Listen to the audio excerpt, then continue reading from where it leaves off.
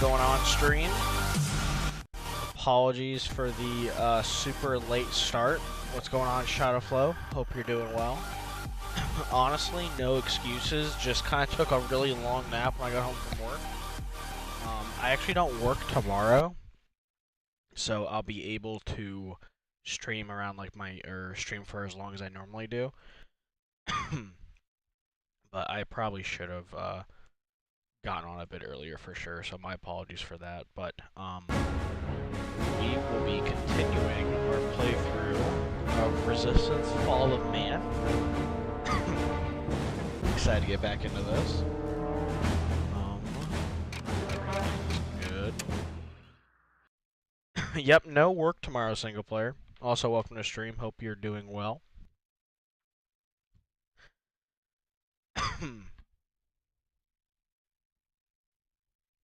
I'm sorry, man. I stream within my means. You know, I got stuff to do when I started stream really late because I took a nap, but considering yesterday I streamed for like 8 hours and then worked the next day. The convoy. I felt like that was kind of not needed, but something that my body probably wanted. But I mean, I just stream within my means. I work, I come home, I do some stuff around the house, and get on when I can.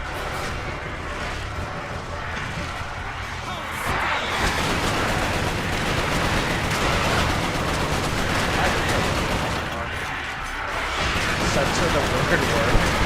Why? Oh damn, I was getting my ass fucked up.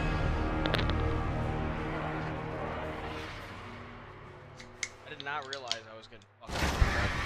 I might have to turn the volume down though. I forget what my melee is. Six step. Hey, that's honestly typical that you still keep it track. You're up to that spot.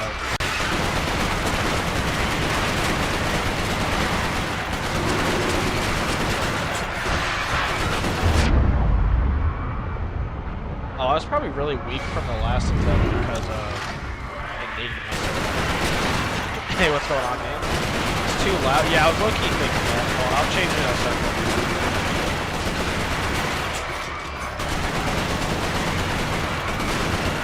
I do not remember the reason.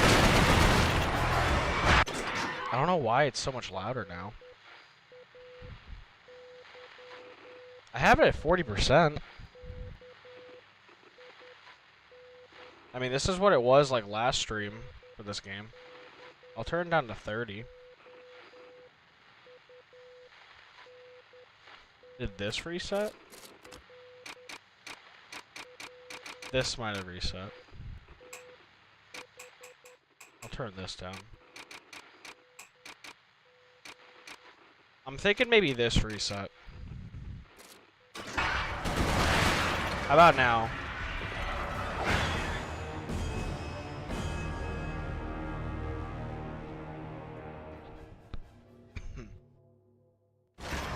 I don't think I changed anything else.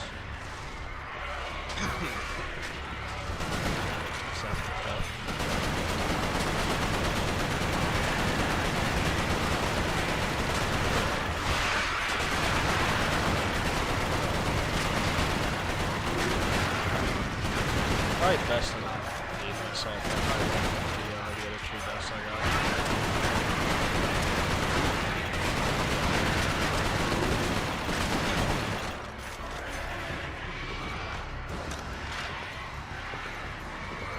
Yeah, Rias dug deep into the vault for some of those clips. Some of those clips I didn't even know we had, I'm not gonna lie. Like, there was a few that Twist had recorded on PS4. Do like share play or whatever. Is the volume fine now? By the way? Because I don't know what else it would be if it's not.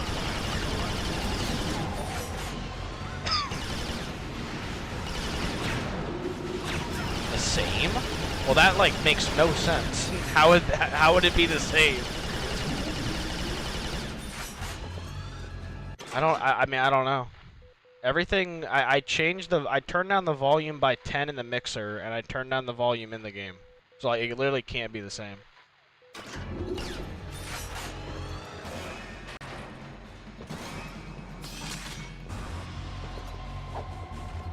I mean, I don't know.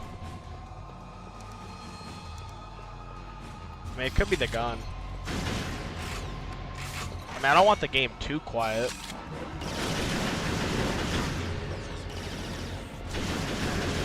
Hold on, maybe I accidentally moved something on my mixer on my Astro. Hold on. No, I mean honestly, I don't know.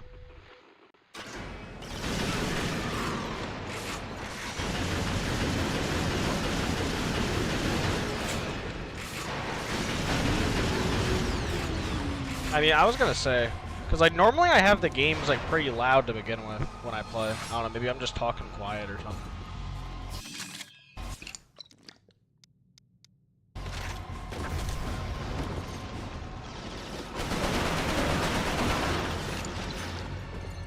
Do you know what the clip was named that you were thinking of that you couldn't find?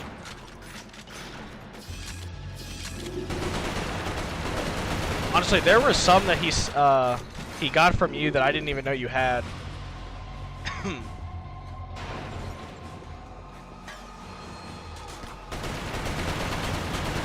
I think we're finally at the section of the game where I forget what happens afterwards. I remember being in the church and like this whole section, but that's it.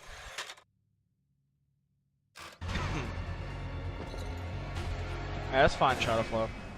Wait, we were all there at one point. Appreciate you stopping by, though. Hope you have a good night.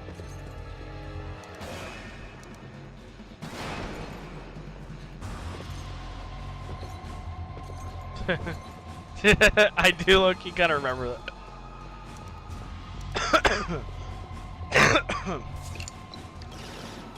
Obviously, I know, like, Rice couldn't ask me for any clips because of, like, you know, the idea of the video. But, I low-key probably have some clips on PS4.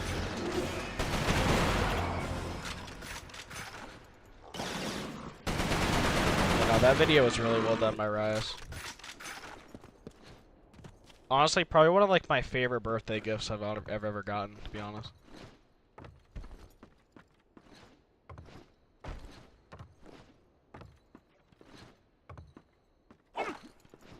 What if I turn? Oh, because I don't know. For me, it feels like it's too quiet now, like the game.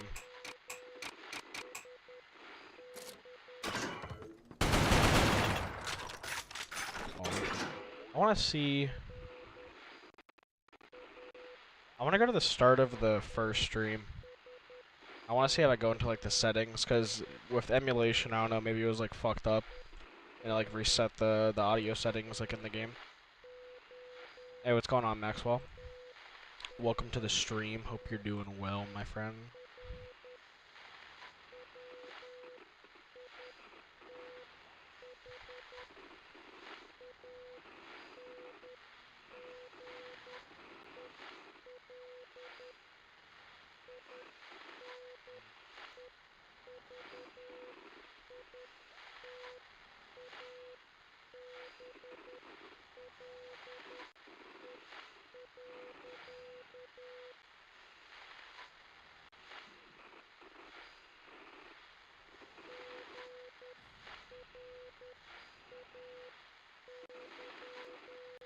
God damn, bro, I was yapping fucking hard at the beginning of the stream.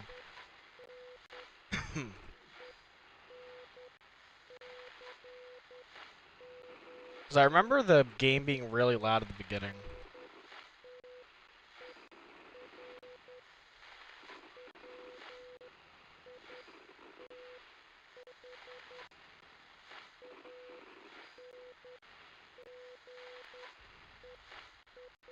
I don't know. We'll deal with it.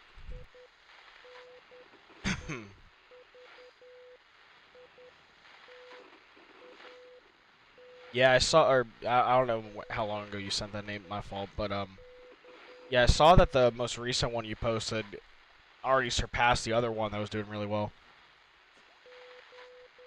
But no, you're good. I mean, I know like, I mean, my fault for not kind of keeping you updated about it.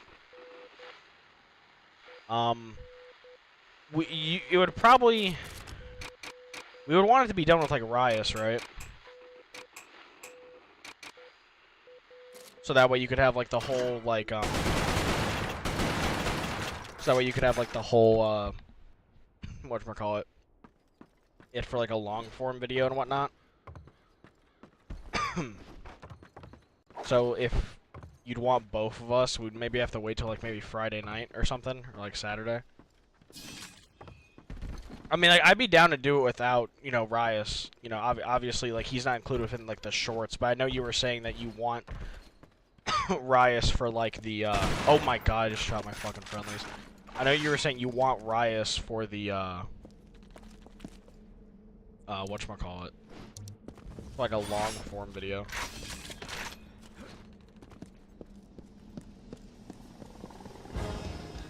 Excuse me. Didn't y'all just come from here? Oh my gosh. That hedgehog's gonna do work.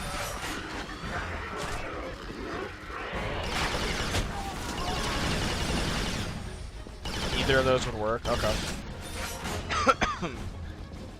I'd say maybe like Friday night. The only thing, it would probably be closer to like 11 on Friday, because obviously Rias and I do our like Friday night thing with Chad. We normally end around like 11. I would say like 11, 11:30, so maybe after that. Be a good time.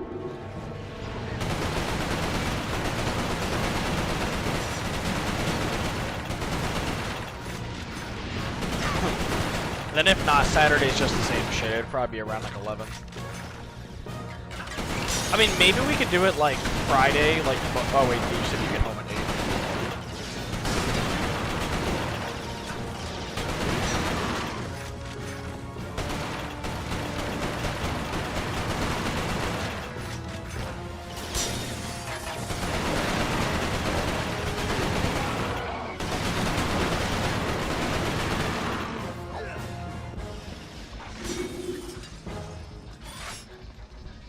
I feel like there's one other part I remember from when I was a kid that I played, but I'm not sure.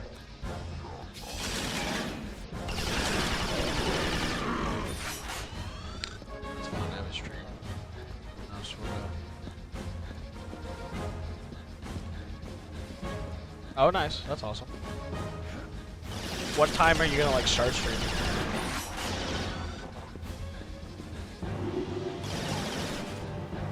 Oh no, you're good, bro. I understand. You're just trying to get all organized. No need to apologize. Well, I guess you didn't apologize about it, but you're not yet. But hey, what's going on, Super Gamer? How you doing, man?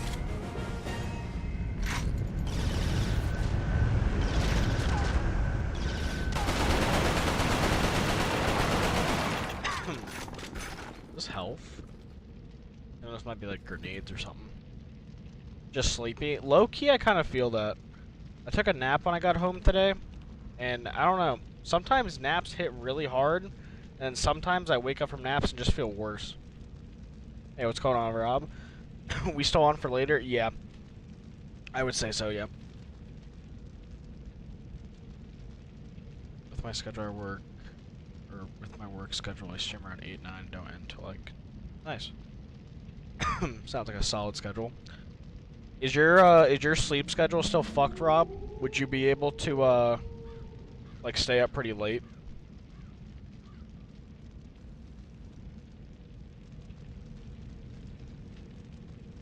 Sorry, I'm adjusting it again.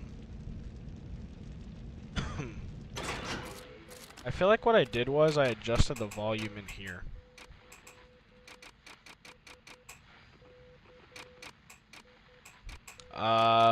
Latest maybe like 1:30. I would say. Could be earlier, but I'm just saying for like, you know, like just in case. Also, low-key, maybe when I was talking, I don't know, maybe my mic was further away and that's why you guys couldn't hear me as well. Because I don't know, do you think it's fine now? Like I'm shooting the gun right now, like, is it like bad?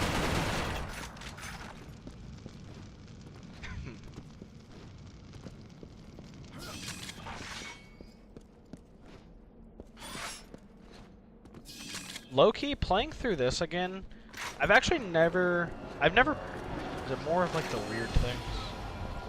The little spiders? Oh, it's the fucking bull things.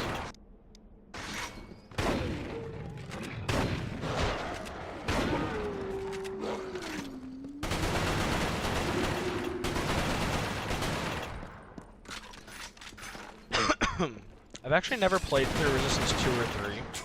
I don't even think I ever owned them, to be honest.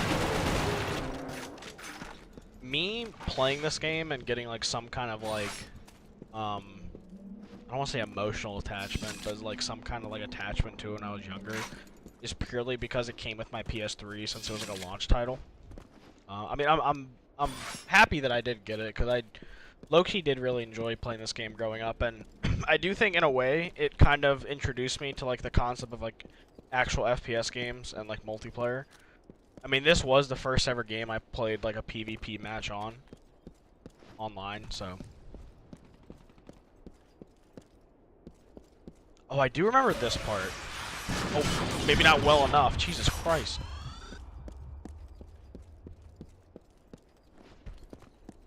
Yeah. But I was thinking one day of oh, actually I do remember this part as a kid, bro. This part was so fucking hard. I wonder if I can like nade them. I don't think so. But I was thinking maybe like later down the line of maybe playing through Resistance 2 and 3 on stream for the first time ever.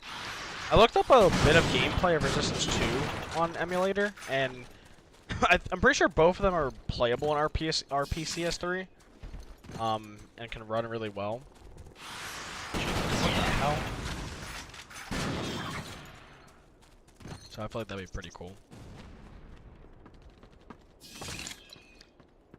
It'll at least be interesting, because I've always heard that this game is the worst of the trilogy. I've always heard that 3 is probably the best. Hold on, where did I put my I know I changed my camera from the last time I played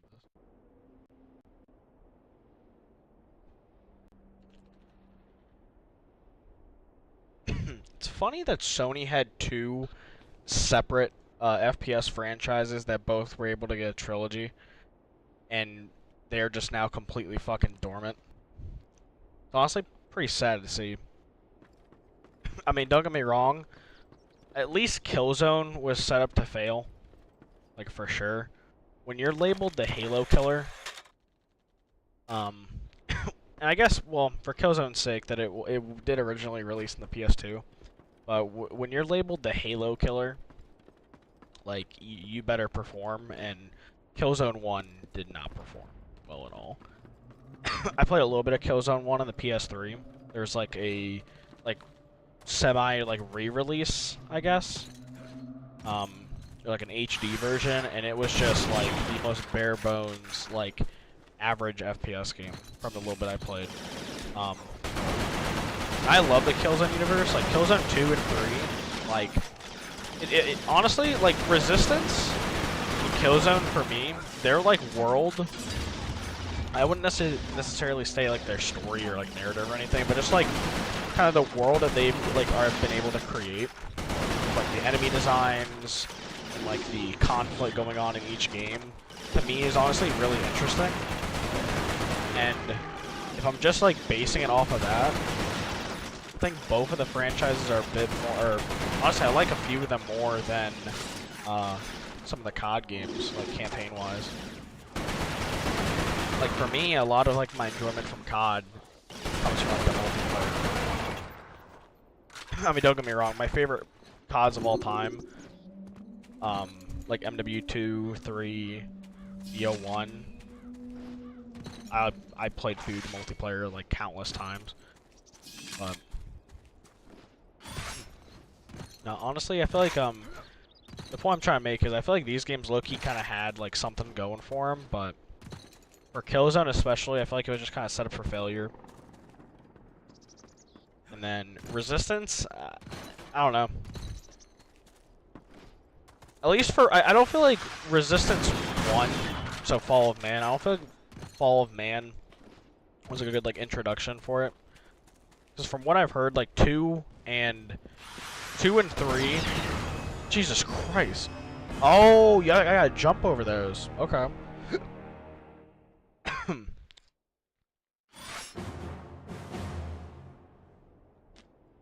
got a Red Bull try to wake me up. Eat.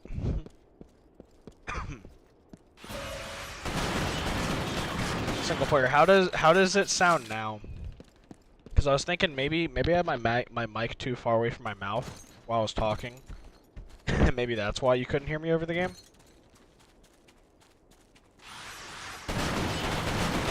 And low key, it could have just been that section too, because that for some reason there was like a lot of fucking shit going on. Fine, like ASMR, I'll take that. What's going on, Maxwell?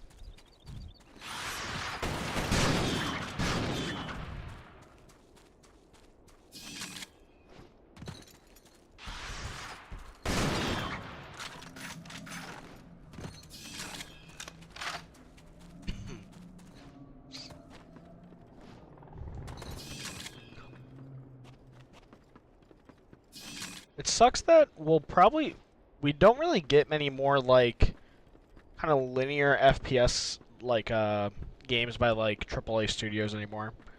Did you watch that birthday short? You never sent it to me, remember? You said the link wouldn't work. But all like the all like the most recent like kind of linear like FPS games I feel like that are made now are all from like indie developers like Overkill and like Turbo Ultra Kill, Ultra Kill and like stuff like that. I feel like the big thing now is obviously like third person like story games. Well, can you like send your like channel again, like what you put it on? If you link like your channel in the chat.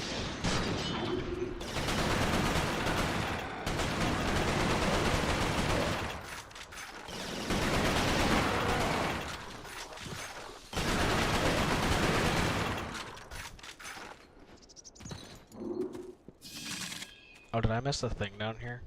No, I already grabbed it. I'm gonna try. Cause yeah, I'm not really sure how I'd be able to watch it, Maxwell, if you can't like somehow be able to like at least send me like a link to watch it.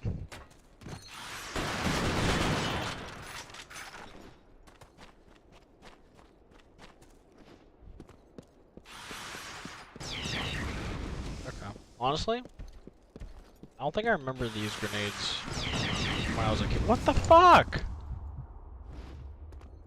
Oh, they're different heights. Okay, so some of them you have to crouch and some of them you have to jump. Okay. That's interesting. I didn't realize that.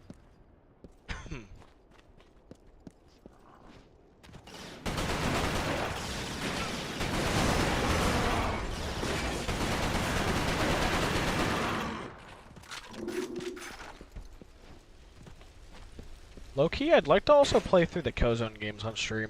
At least 2 and 3. 1, I feel like I'm okay with passing up on for now at least, and I don't think you need to play through 1 to understand 2 or 3. I mean, I've actually played through 2 and 3, like both the campaigns.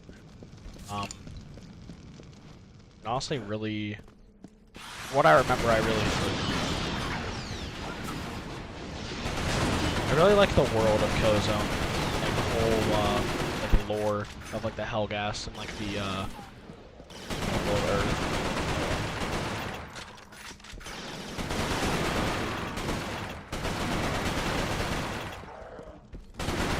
I remember Killzone 2 having like one of the fucking hardest bosses in the FPS game. I think it was Radic, like the very end of the game. They're like invisible and shit. Well, try it. What do you mean? Try what?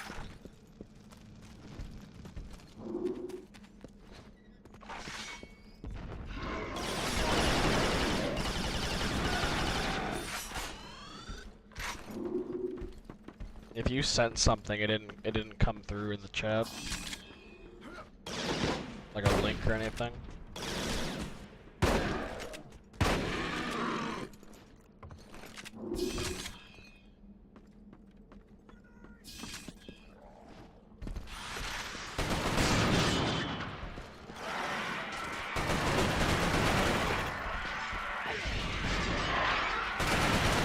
These guys are just a pain.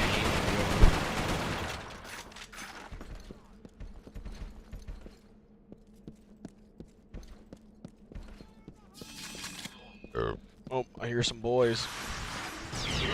Fuck. That's probably gonna get me killed so much tonight, dude.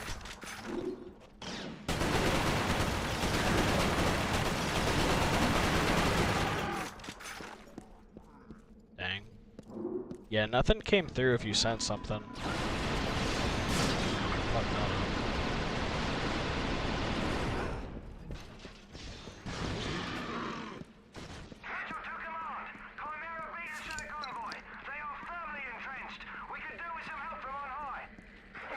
On the way, gang.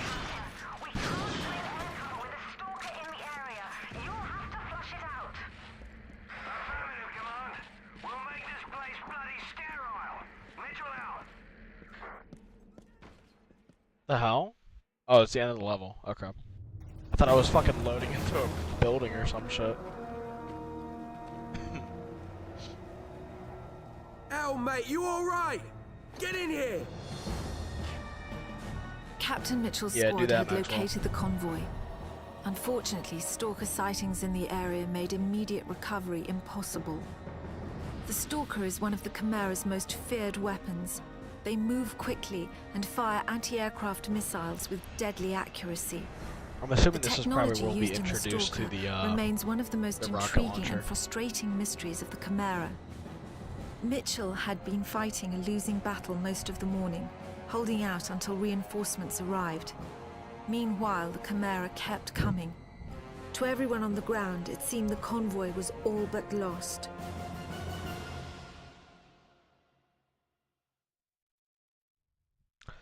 You have any predictions, single player, for how many deaths I'm gonna have at the end of this game?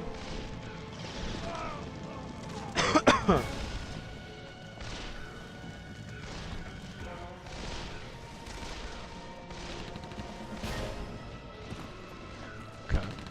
Looks like an interesting little arena they're throwing me in. Damn, that is a lot.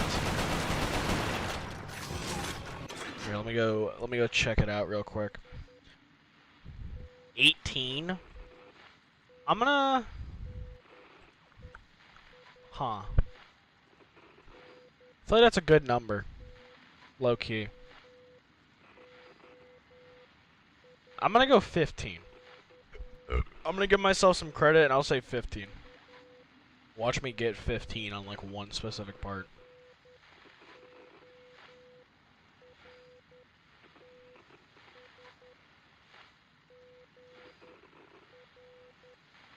Alright, let me see if I can get Maxwell's thing.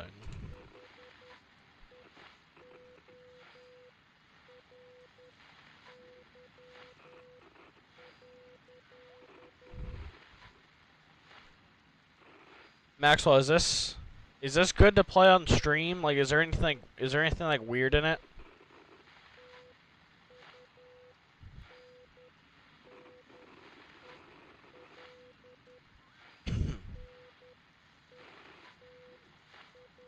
Nope. Like, so it is good to play on stream then? We're good.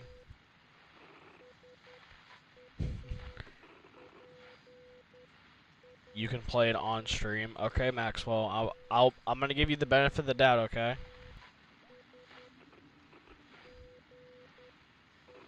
Come on.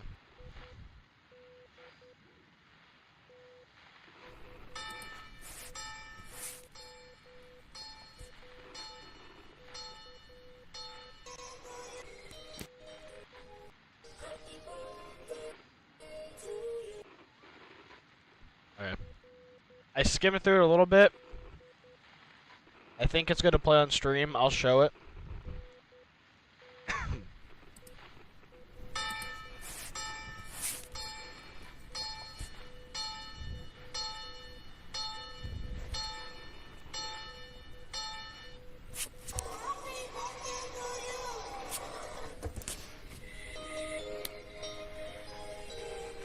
Got to tilt my head a little bit, but it's alright.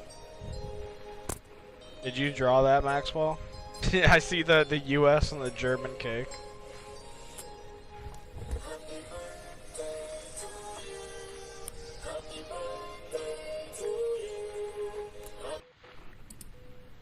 And then at the end, you gave me a new suggestion for a retirement home. I appreciate that. I'll have to compare that to one of Nitro's. But no, that was really nice of you, Maxwell. I really appreciate that. I appreciate you for taking the time to make that for me. And I think that was really awesome, man. Retirement home. Oh, that was the jump scare? That was supposed to be the jump scare? Maybe in like another like 10 years, maybe they'll turn to a jump scare for me. But no, I really appreciate that, man. That was really nice of you.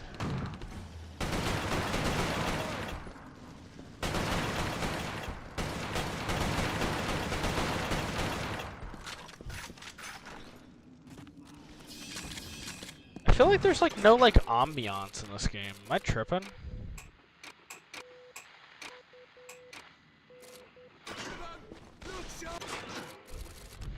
Did they just fucking forget any ambiance?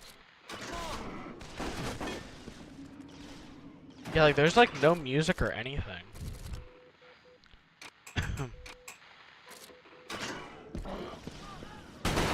Yeah, low-key, I'm not the biggest fan of that.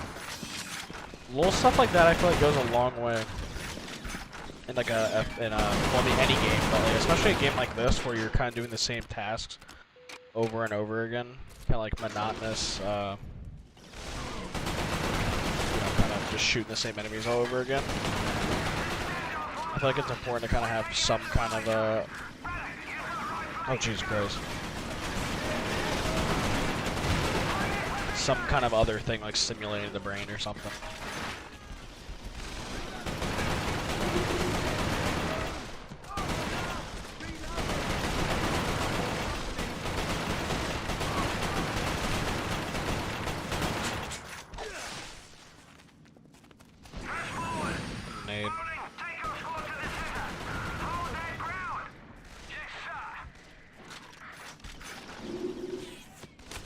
Especially like this part, I feel like this part should be like really intense.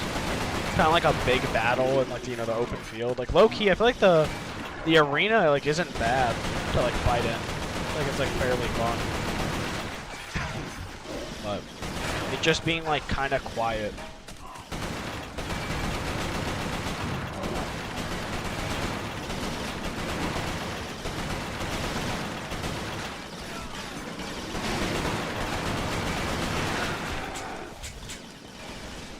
I haven't really been using the auger very much.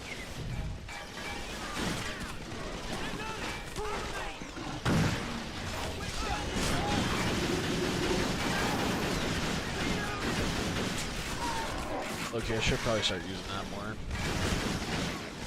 What I remember, this is like one of the best guns in the game.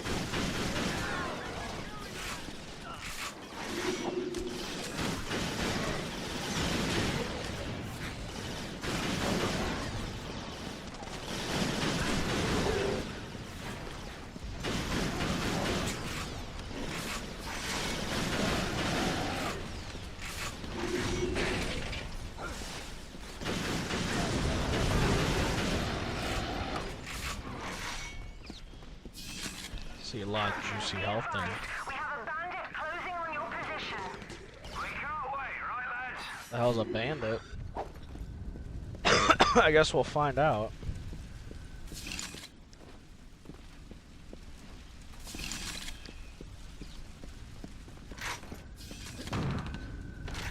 Oh, it's that thing. Oh shit.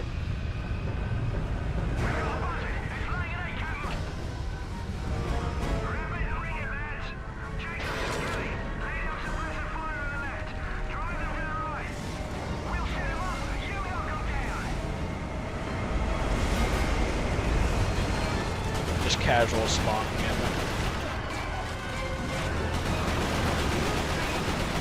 Honestly, I feel like Killzone and Resistance both would be like good shows. Really, they could make like for really well animated shows, like character with like all like the unique character designs and everything.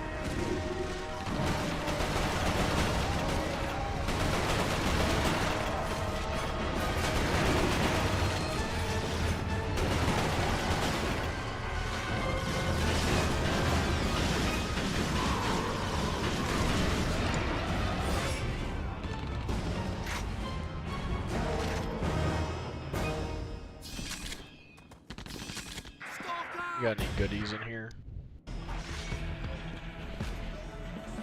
That's the area we're looking for. All forces get to cover. Give us a room. The thing is not as big as I thought it was.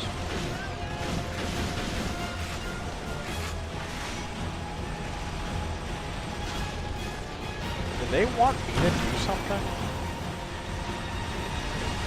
Honestly, I wasn't really paying attention.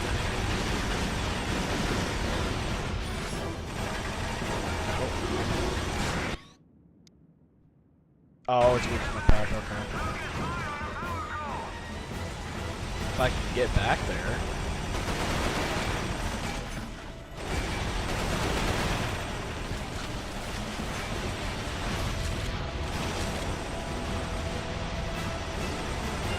My man won't stop shooting at me.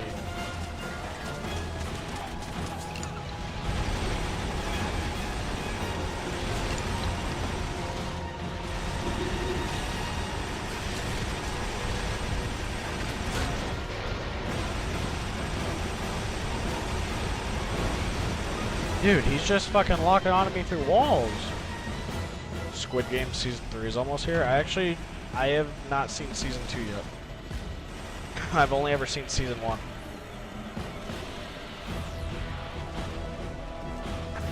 And I thought it was okay. I thought Squid Game Season 1 was okay. I thought it was an alright show.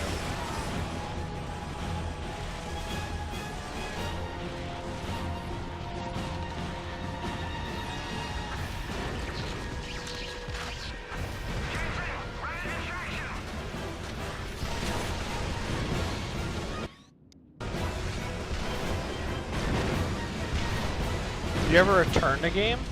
Actually, funny enough, I don't know if I've ever actually told this story on stream before, but Fallout New Vegas is like my all-time favorite video game like of all time. It's one of like my most replayed games. It's one of like the games that I sunk in the most time when I was younger. All-time favorite game. I actually returned it when I first got it. I bought it like around its release, and I couldn't finish the tutorial area in Good Springs.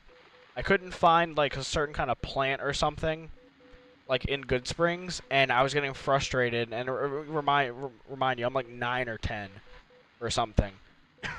And I returned it the next day with my mom, and I don't know what prompted me to buy it again, but I'd want to say like maybe like within a year. Bro, I'm like 9 or 10 years old. What the fuck you mean no patience, bro?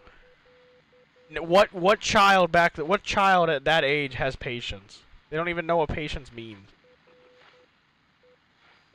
But I don't know what prompted me to buy it, but like maybe like I want to say like 6 months later, because I bought it again. I think when I was like 11 or 12, and I bought it again, and I mean the rest is history. I don't know what changed. I don't know. Maybe it was like a bad day I had, and I just didn't want to play the game. But yeah, so I mean, I've returned more games than that. I think I returned like a Tarot game when I was younger. But yeah, I don't know if I ever told that story on stream. But yeah, my favorite video game of all time is actually I ended up returning when I first played it.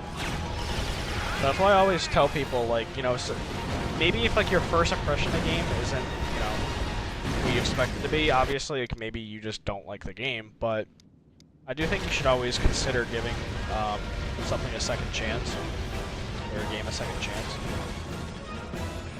I don't know, you never know.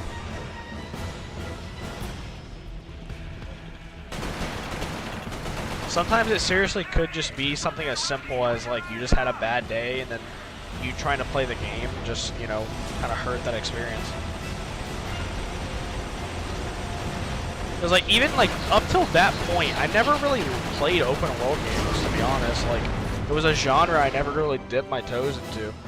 But after I ended up playing New Vegas, I went back and played Fallout 3. I ended up getting Skyrim, and you know, playing through a shit ton of other open world games. It opened up like a whole new genre for me, basically. You've got your convoy. How about getting us a sodding medic? Parker here. We're inbound, Captain. I probably have.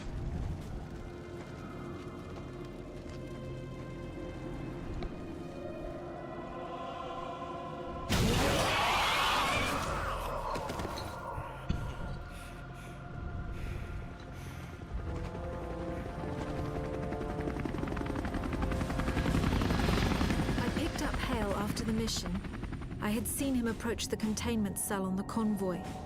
The cell had 14-inch lead walls, but even so, given Hale's condition, I didn't want him anywhere near it. With the stalkers gone, we were able to airlift the cell back to Northern Command. The exchange with the Americans would have to wait.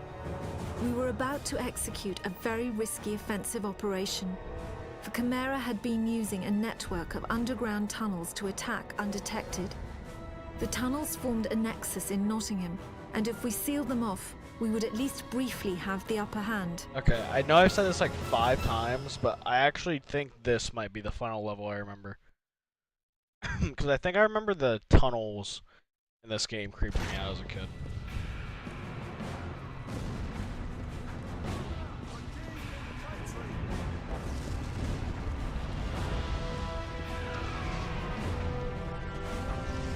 Oh, maybe I did finish this game when I was a kid. I can't remember.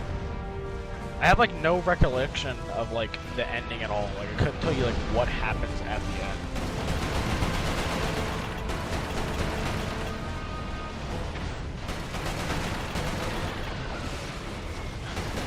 Pick that go in. That one almost done.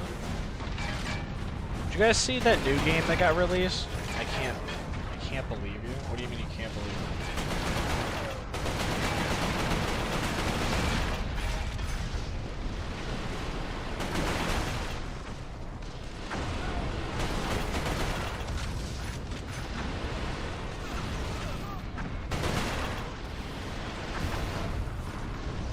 That went further than I thought. And now that one went way too short.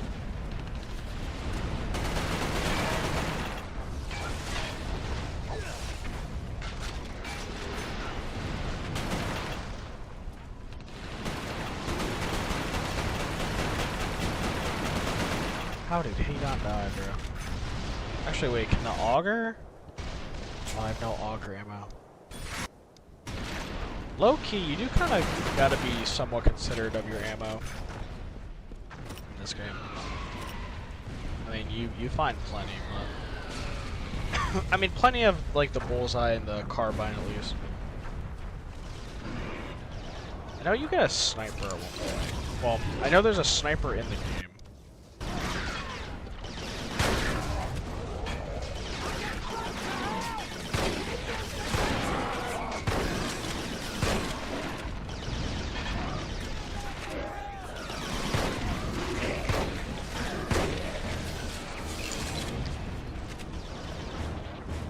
I like the design of the shotgun in this game. Like, I like how it looks, but honestly, even how it sounds, but like the impact of it, I don't think is very satisfying.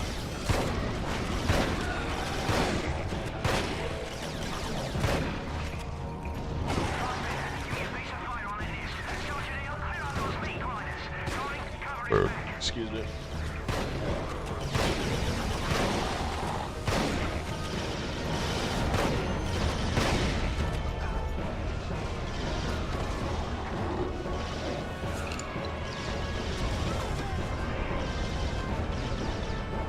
Even the shotgun you don't have a lot of ammo for.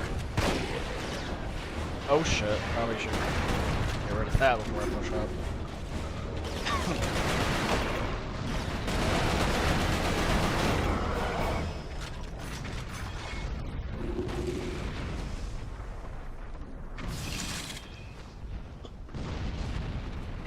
Low-key, I was thinking when I get done with this session tonight of Follow Man, which will probably be around like close to the 2-hour mark, depending on what time it is.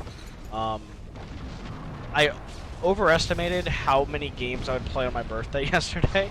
I prepared like 8 to like 10 games to play on stream. I only ended up playing like 3 or 4, which is fine. I had a great time on my birthday yesterday, so it's not really a big deal. But I had a couple demos for games installed yesterday, and one of them I really wanted to play. It's called Hell Is Us. It's like a horror open world Souls-like, and I didn't end up getting to it. So I don't know. Maybe we can play some of that on stream before I get off. Not a lot, because I have I'm gonna be watching.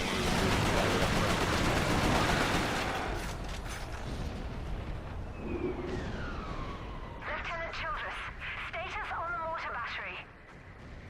Lieutenant Childress!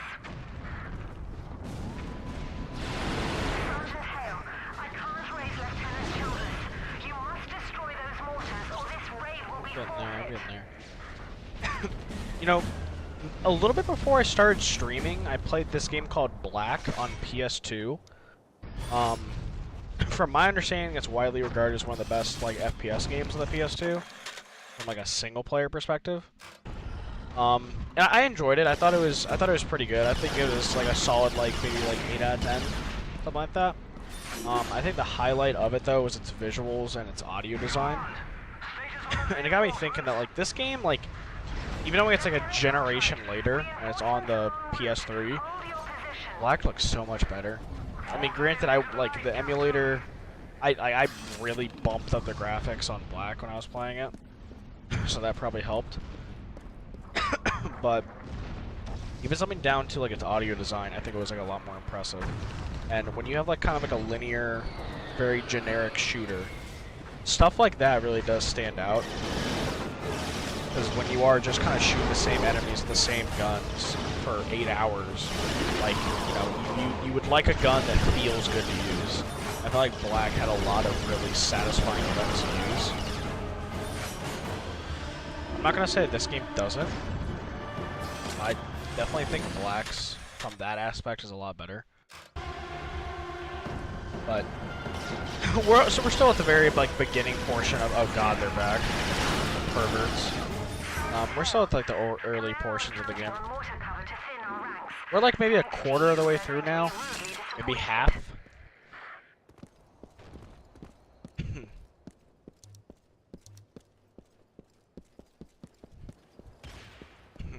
There was a game that was supposed to be like the spiritual successor to Black called like Body Count or some shit. I was directing the battle from the air really when hard. I saw Cartwright's squad had run into heavy resistance. I needed to get them help right away. A group of soldiers had just stormed a Chimera mortar position. Hale was the only one to make it out. I radioed him to look for a Like Squid Game shortcut in through an old Roblox. train Nice, dude. tunnel. The tunnel was mostly blocked by a Chimeran power conduit, but I knew if Hale could find a way through, it would turn the tide of the battle.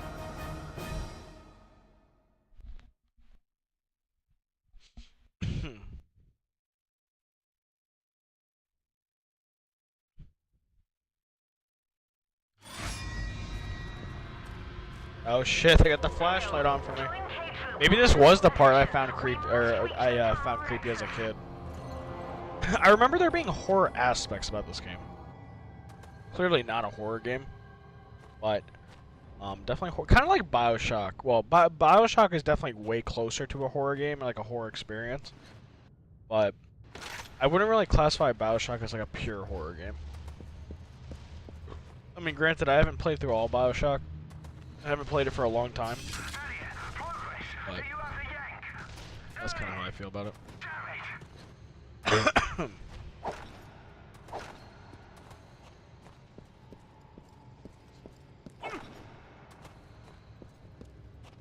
I also feel like in Resistance 2 and 3, try playing a demo of BioShock. I mean, it's definitely... Oh, shit. Bro, that's some shit from Doom. Oh, shit. We got a boss fight?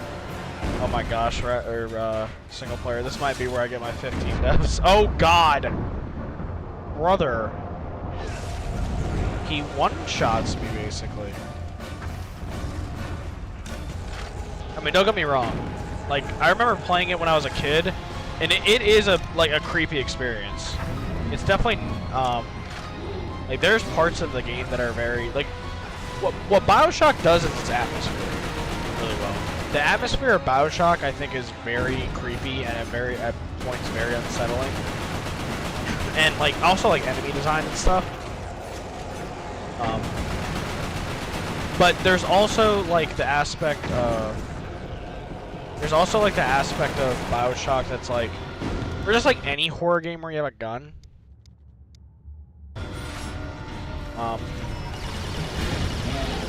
kill him. Sweet. Sometimes the horror goes away with, like... You know, the weaponry and, like, the resources you have. Now, obviously, that's not always the case, because you have games like Dead Space. Dead Space, from what I understand, is one of the scariest fucking video games ever made. But you have weapons. So it just kind of depends. And I feel like BioShock, for the most part, has a very eerie atmosphere, but I think, I think it's fine to call it a horror game. Like, I'm not saying, like, I wouldn't call it a horror game, but if I'm just purely judging it off of its, like, horror aspects, I probably wouldn't rank it that high. Like, I'd say, like, every Silent Hill game I played, and Lost in Vivo and Mouthwashing, were probably scarier than it. But then again, I haven't played it in so long. I do plan on playing it soon on stream, though. I mean, not like soon, but, I will definitely play it. Bugger! You don't have a scratch on you! Oh, did we get the snipe? Oh, hell yeah, brother! Let's go! I remember this being really cool. British Royal Marine Commando Sniper.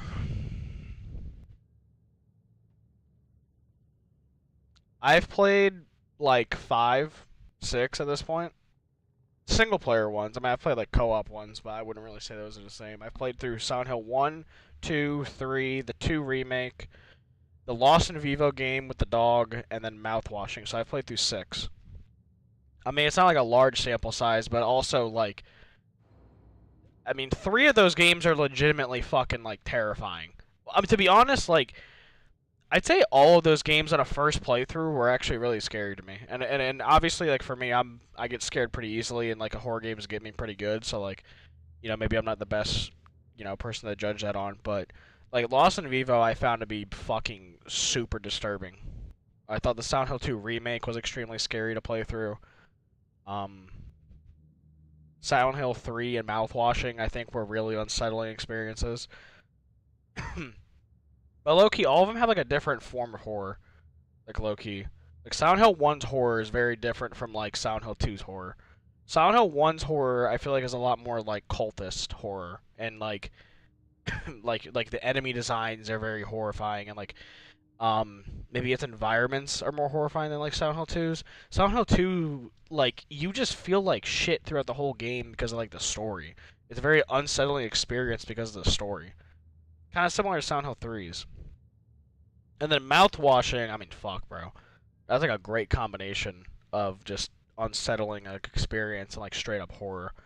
Lost in Vivo was, like... Honestly, now that I've let that game sit with me for a few days, that might be the scariest game I've ever played, to be honest. I legitimately was terrified at so many points of that game. Like, so many points.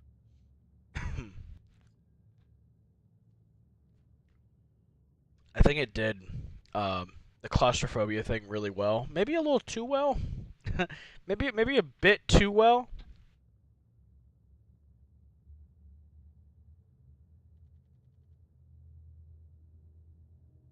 I got bullet time in this thing?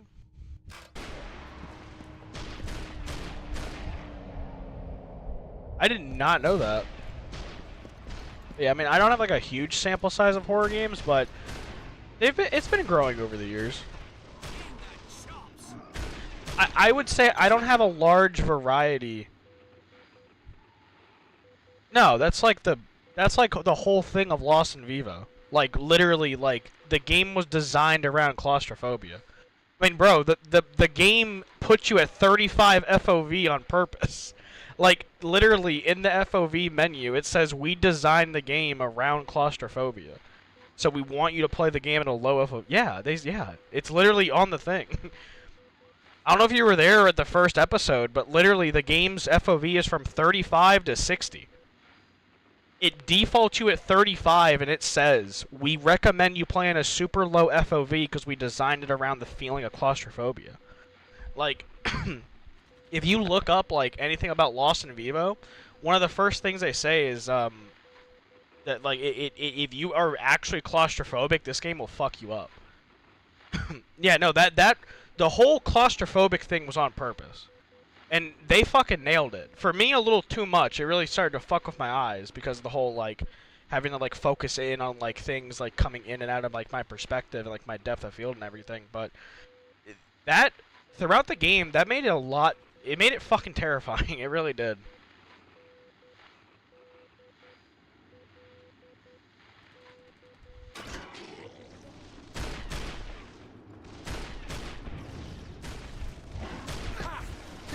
Probably should save the ammo. I'll take these guys out.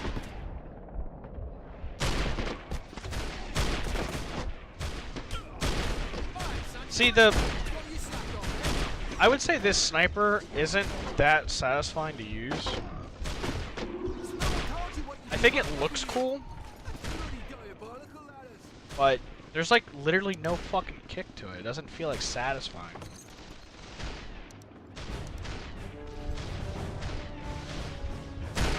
Yeah, I'm pretty sure from like a few videos I've watched on Lost in Vivo since we played it. It's 442 for you. Shout out to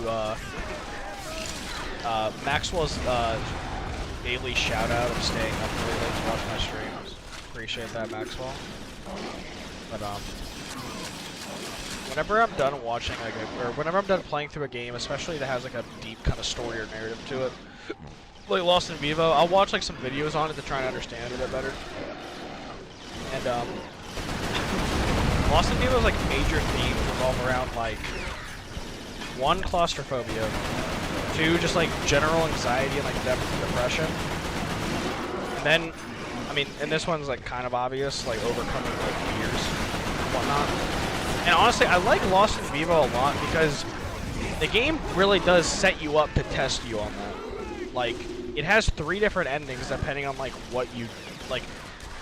Like, you can leave without the dog, you can leave with the dog, and then there's a secret ending where you can kill the dog and end up leaving.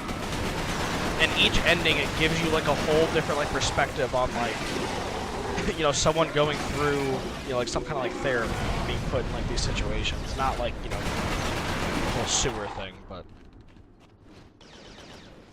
yeah, that's fine. That's no problem.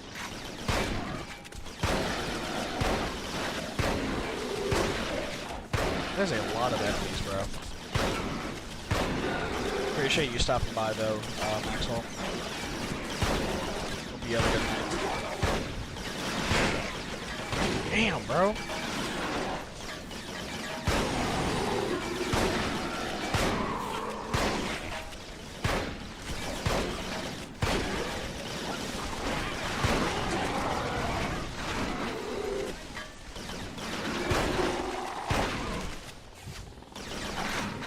I'm also really impressed by horror games. Well, horror games too, but FPS games that have really good like enemy AI. Because obviously, the better the enemy AI and the smarter they are, the more fun it is to go through the fight. I don't really get that that impression from these guys, the Chimera. At least this particular section. A game that I really was impressed by the enemy AI was Half-Life 1. Half-Life 1 was a game that I played off-stream, like, maybe 7-8 months ago. I've never played Bulletstorm either. I've actually played maybe like an hour of it on Steam before, and I put it down. I can't remember why. It wasn't because I didn't like it. I think I was just focusing on a different game at the time. But it looks like a lot of fun. I think I would like Bulletstorm. Maybe that's one I can play on stream eventually.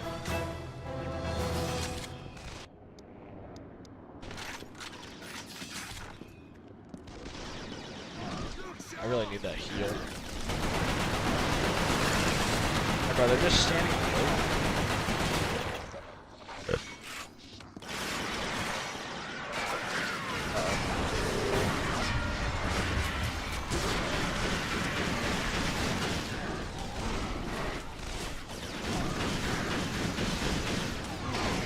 Oh, we might die. Get the death counter ready.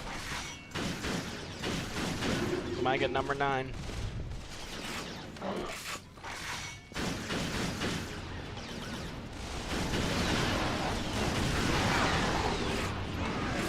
Low key with the auger. I mean, you don't get a lot of ammo with the auger. Because I feel like someone probably has done a 0 damage run of this game.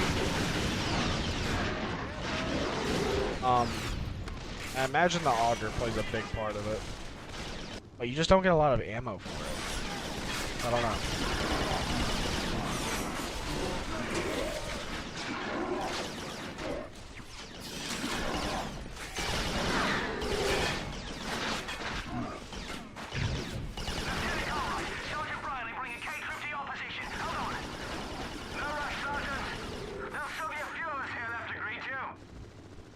I'm honestly kind of surprised they went with the health pack system. I mean, I don't know. This game came out like 2006, 2007. I don't know. Was that like the norm still with FPS games? I'm trying to think of like games that came out around that time. Like COD 4 had like regenning health. Halo at that point had regenning health, right? Like Halo 2 and like Halo 3. Because, I mean, like, I'm assuming it's kind of copying, like, Halo 1. So, no, Halo 1 you had health packs, but... Halo 2 and 3 you had a regenerating health, right? Excuse me?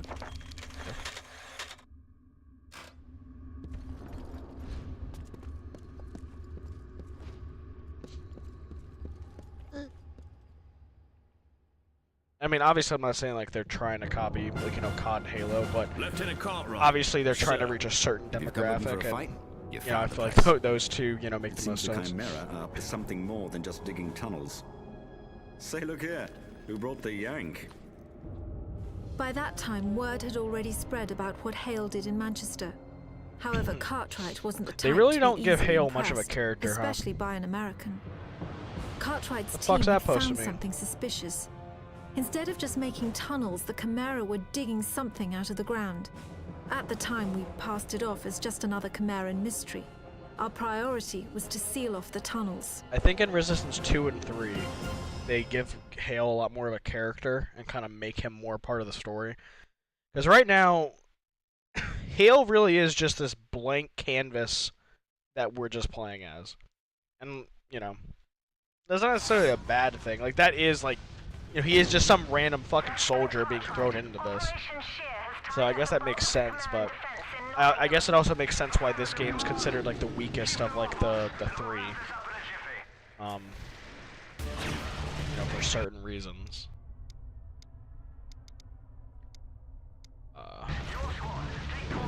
No grenades. You guys ever play through Duke Nukem, like any of them? I've only ever played Duke Nukem Forever. I know that game is very, as kind of like a mixed reception of it. You either really like it, or you either think it's just complete garbage kind of product, or you kind of appreciate it for its like dumb, really dumb humor and charm. Which, I played it when I was like 12 and 13. 12 or 13, and that's kind of where I stand for it, or stand with it. I can completely see that it's not like you know, it's not a fucking masterpiece of a game. It's not like, you know, it doesn't touch like games like Half-Life 1 and shit like that, obviously, but I do think it's a fun time. Oh yeah, they do have like a Duke Nukem skin for Bulletstorm. That's what you're talking about, right?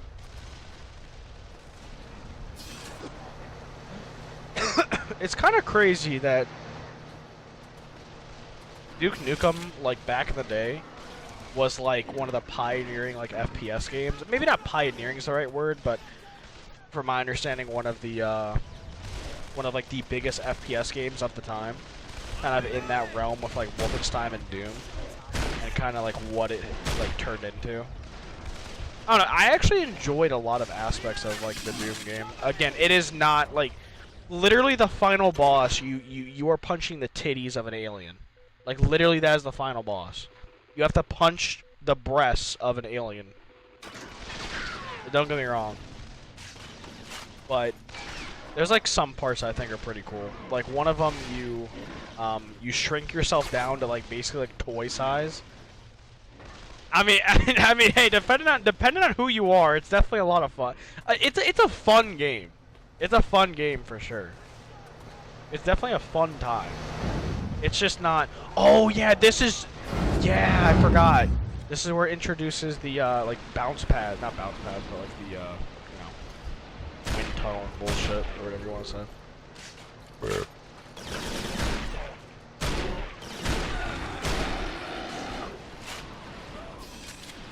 sharp! Target those sentry guns before they rain hell down on us!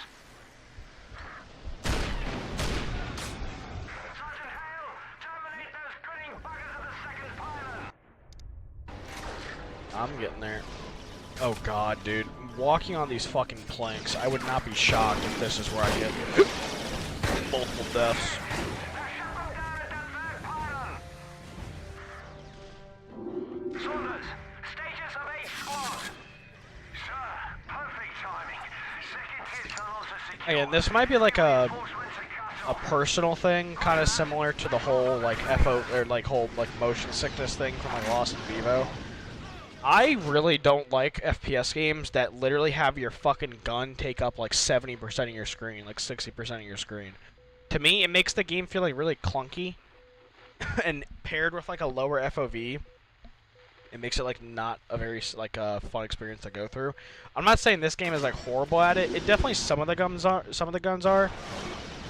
Funny enough, the auger's actually not bad. Like the way like where it places the auger, I don't think it's actually bad. The sniper kind of is a little chunky for sure. The reason why I brought that up though is X Defiant. I don't know if you guys ever played through X Defiant. Not through it, but I don't know if you guys ever played X Defiant. Rest in peace, X Defiant. That game was officially shut down. One of my biggest complaints about that game, and this, for me, this makes more sense because it was a competitive FPS title. It was literally only multiplayer.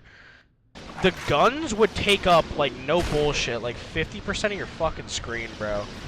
Like the P90. Just look up X Defiant P90, and literally, like, the gun takes up majority of your fucking screen. And, okay, maybe in a single-player game, that's not a big deal, right? Like, I could live with it. But in a multiplayer game, where, like, I need, like, advantages, like, you know, my fucking eyesight, and being able to, like, you know, see stuff, having a gun take up majority of my screen, just, like, is a bit of a pain. I don't know. Not every gun was like that in that game, but...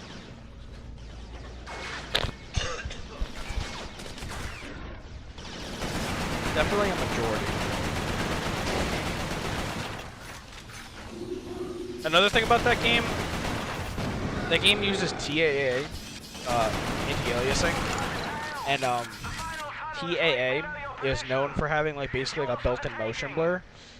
Now, I mean, I don't know about you guys, but I'm not the I don't like motion blur in my competitive FPS games, and a lot of times it also is very like claustrophobic, or not claustrophobic. It also, you know, can make me pretty motion sick depending on the game I'm playing. But you can't turn off TAA. Like, you can't turn off its anti-aliasing. So basically, the whole game has like a built-in kind of motion blur. Oh, it's not like the worst I've ever played, but like my one friend, you know, Rias, he like motion blur really gets to him and makes him, you know, gives him headaches and shit. So whenever he would play X Defiant, we could only play for like a little bit. And I don't blame him. I hated it too. I honestly feel kind of bad. I feel bad for Rias that game. One died and had like issues like that, because I know Rias actually was planning on competing in X Defiant. I don't know if he's ever said that on the stream before, but he planned on competing in X Defiant. He made like a whole video about it and everything. I feel like it would have been pretty cool seeing Rise compete in like his own title. But probably for the best though.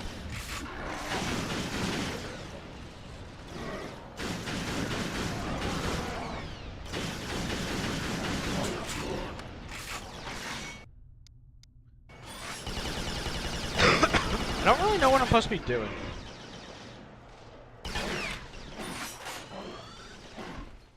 This is an interesting level so far.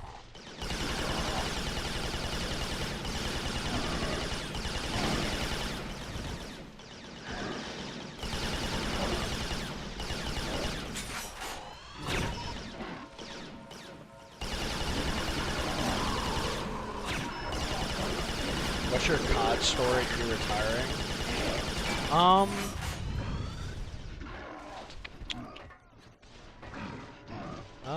Let me pause. Let me pause. Kind of go. Let me try to think of how I want to word it. Well, I officially like started competing in COD and taking it very seriously around like AW, so like 2015, so Advanced Warfare, so like 2014, 2015. I played like the equivalent of competitive before that when I was younger, like, you know, with like clans and stuff like that, but I never like actually knew what like the competitive scene was and the kind of like routines and stuff you have to get into, like scrimming, tournaments, practicing and all that. AW was the first year I took it actually really seriously. But then I always say like the first year I truly started competing and made it like a dedication and made it like a you know, more than just a hobby, and I made it more of like a dream and more of a passion I wanted to pursue was World War II. Around like 2017, I took it absolutely seriously. So around when I was 17 years old, it basically became like a fucking second job for me. Like playing like 6-8 hours a day. BO4, once I turned 18, I was able to travel to events. I traveled to Minnesota twice. I've been to Vegas for a tournament, Philadelphia, Chicago, Florida. I've been to, you know, like 5 or 6 events.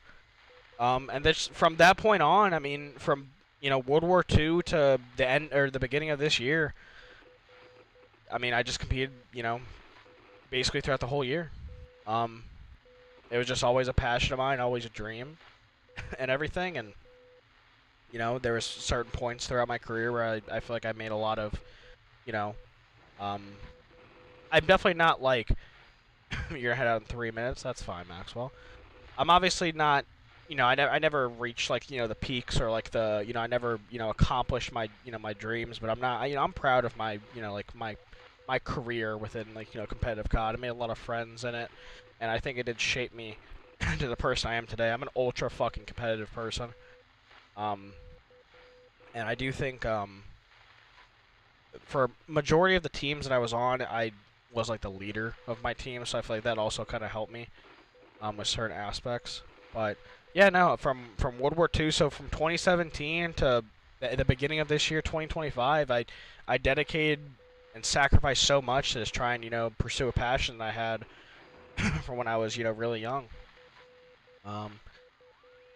Never really broke into anything like super big. I never like really became like a top like 32, like a top 64 like team. I was always on like, I feel like the outer fringe of that. Shout out to this is Maxwell's, you know, daily 5 a.m. shout out Maxwell for being here till 5 a.m. But the reason why I retired is kind of like multiple reasons, and it kind of all just it's like 3 or 4 things just all coming to a fucking like all coming at me at once, basically. So funny enough, the first year I really started taking competing seriously in World War II, that was the first year that I started to develop like some hand problems. My hands would get extremely sore. My fingers and thumbs would, you know, it's not that like they'd be hard to move, but like they'd get extremely fatigued. Sometimes I'd get hand pain. wrist pain, all, like a bunch of shit. And I tried nursing it throughout the years and everything, but at the end of the day, I just kind of knew that it was like, it's because of how much I played Call of Duty, and like, I went to like a physical therapist and everything, tried doing like exercise and everything, and I know I don't have like arthritis or carpal tunnel or anything. Oh yeah, dude, I was fucking grinding, bro. I was fucking grinding, man. 6 to 8 hours a day, basically, every fucking day. I put a lot of fucking time and effort in the Call of Duty, like a lot. And I don't have like any of like the typical like hand issues yet. Knock on wood. One thing that my physical therapist noticed that I did have, and I would guess I was just born with, is like hyper extensive joints or some shit. And the way she described it is like a lot of people have that, and it's not like a big deal, but because of how much you work your hands every day, and stress your hands, it kind of like exaggerated. Alright, I'll see you later, Maxwell. Hope you have a good night. Appreciate you stopping by. It kind of exaggerated and made that problem worse. So like my hands were kind of like getting worse. Like they were getting worse on like a faster like level compared to other people. At least that's kind of what my like physical therapist explained to me as. And I didn't really like retire because of my hands or anything like that. Like, it's not like I didn't feel like I could compete or anything. I truly do, but this is the delusional competitiveness of me, but I do feel like I could have kept competing. I feel like, I mean, literally up till my last fucking tournament I played in, I was still like holding my own and everything. It's not like I, retired from Call of Duty because I couldn't, hang. It was just a combination of things. My hands weren't getting any better. They were still getting worse. I wasn't able to play as long as I could because of my hands or go as hard. Obviously this was when I was 24, considering I just, my birthday was yesterday. I was 24. There's a lot more responsibilities in my life. I have to be real with myself about certain things, and yes, I believe in myself to, pursue this dream and this passion. I do truly believe in myself, but I also have to be kind of real about the situation that I'm in, and, I'm not making any money from it, and it's not really like a financial thing I can keep going. I can't put in as much time as other people because I have a job and everything, and there's certain things in my life that I just need to kind of like, focus on more and put more time into, and like competing in COD just completely took over my life, basically, because I mean, just like any other kind of sport that someone's like putting in all their time into, like you don't really have time for much else if you want to be the best. So I just, beginning of this year, I kind of knew that like if things didn't start well for me, and they didn't, I had a lot of bad roster moments happen this year, beginning of this year, that kind of pushed me in the direction. But it's just kind of a combination of things. I also didn't like the kind of direction Call of Duty has been going as a game and as the competitive scene for a while now. It's not the same thing that I grew up enjoying. I just kind of come to a realization, just had to be real with myself, that, it's okay that I wasn't able to kind of... Yeah, I was still competing at the beginning of this year. Yeah. When this Call of Duty dropped, Black Ops 6, I was still competing, and I stopped maybe around Christmas time, I want to say. Maybe a bit before, like maybe a month before Christmas. Yeah, it was like a month before. It was like... It was maybe like November, I think I stopped competing, so I didn't compete for long in this game. But I did stop at the beginning of this year, yeah. So yeah, I mean, it was just a kind of combination of things. My hands kind of getting in the way of it.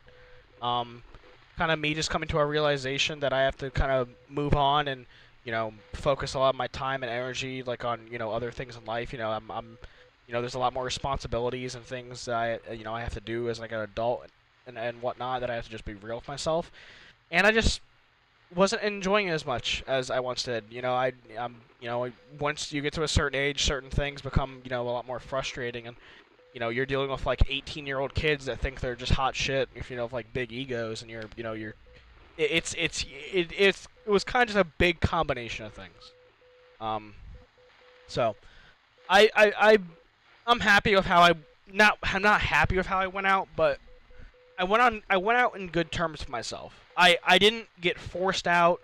It wasn't like this, like I knew it was time kind of thing. I'm content with how I went out. I basically had like a long talk with myself about it, and you know, it is what it is. So that's kind of my story about competing in COD and retiring and whatnot.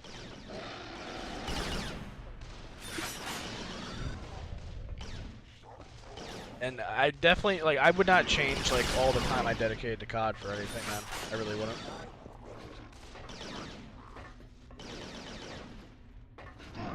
Maybe one day. Maybe one day. It'd be a cool, like, long-form video content, like, kind of idea. I mean, I wouldn't mind explaining it again if someone asked. I maybe won't go as in-depth as I did with you, but, yeah.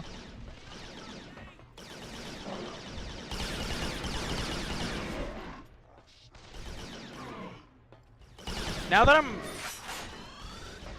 just watch the video. I'll just link it in chat, whatever they ask. One thing I'll say though now, like, cause when I competed, I mean, just how I am in life in general, I'm a very humble person. I try to be. I really try and you know, I mean, obviously you have to be confident in a lot of things, but I'm a very humble person. So you know, I never really gave myself like the credit I maybe I deserve as a competitor or whatnot, because I just always knew I could be better. But I will say now, like, it is kind of cool looking back that like I truly it is kind of cool to think that I probably am, like, out of everybody that's ever played Call of Duty, I'm like in the 1 to 2% of people that have ever been like the best. Like obviously, like, you know, the pros are like the 1% of the 1%. I'm like the 1% of the entire fucking people that's ever played COD. And like that does it's you know, it's a little egotistical to say, but like it's just kind of true. Like I like it's just how it is. Oh shit. God damn it. I pulled a fucking clayster, dude. Nobody's gonna know what that means. Unless Rob's still in here. But looking back on that now and like kind of being able to, you know, not be real with myself, but kind of look at my career in a different way. It is kind of cool to think about. At least that aspect of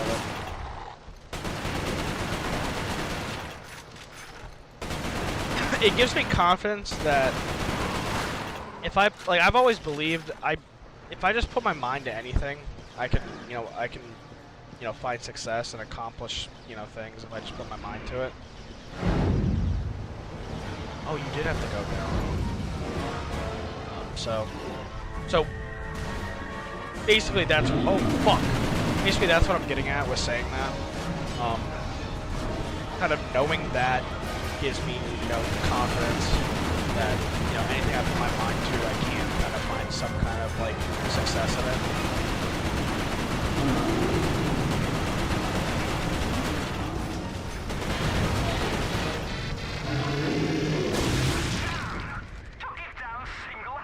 These guys are pretty bullet spongy.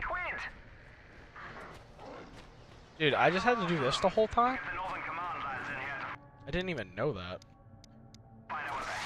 Or I spent like 10 minutes up there. I mean, I guess I was talking to you most of the time, but I spent like 10 minutes up there just shooting Chimera. The Nottingham operation was a success. I sent the troops back to Southern Command for a well-earned rest. I was taking Hale to the intelligence division at that's Northern kind of a big Command I've said this before in stream, but that's like a big reason why I'm on this journey of kind of, no response. Know, playing through so many just obscure random games on stream that I just want to play. Because from 2017 to fucking this year, dude, it was just Call of Duty. Like, that's what I focused my time on. I missed, you know, almost a decade of video games.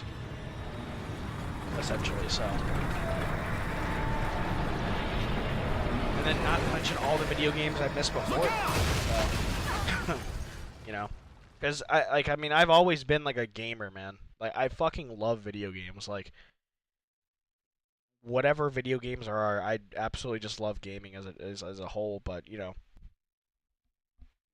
being like a very competitive person, obviously, I'm gonna put that before, actually, playing anything else. It's not like I didn't play other games. Like, I did, just definitely not like to this degree, where I'm just playing things to enjoy them. I didn't like, oh shit. I didn't like take my time playing them. I kind of just like loaded things up and played them and kind of forgot about them.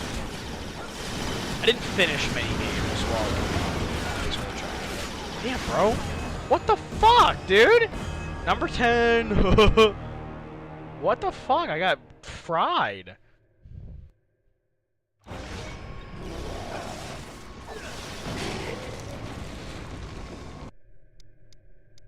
There we go.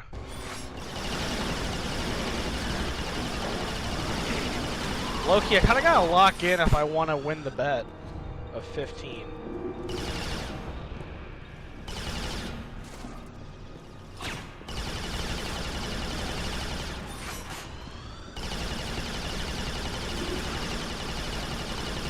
Muzzle flash to a smoke. I can't see shit.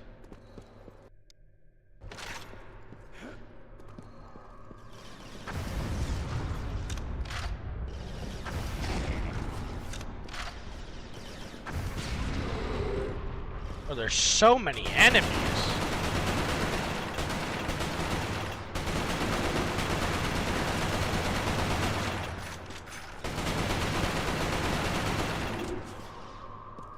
I can't see! I need some goggles, bro. Fuck.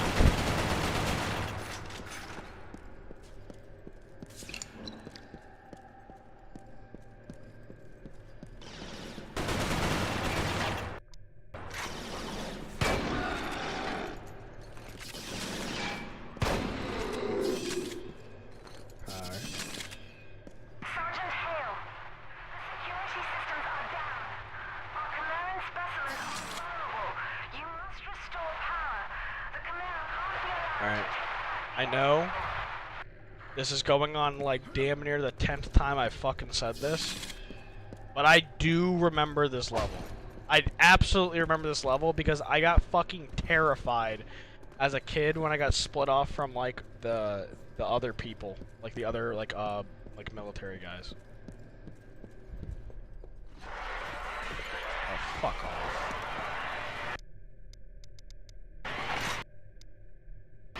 Dude, I might just start saying that because I know I haven't. Like, I know I haven't beaten the game. If I go on my my PlayStation 3 trophies, I don't have like beaten the game. I just don't know when I stopped. I really just don't know when.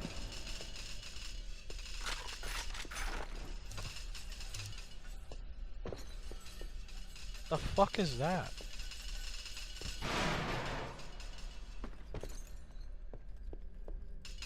This game has weird physics. Like, very odd physics.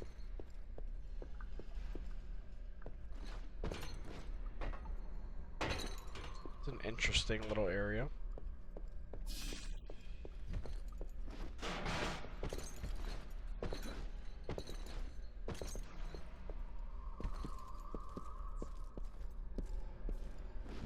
Excuse me.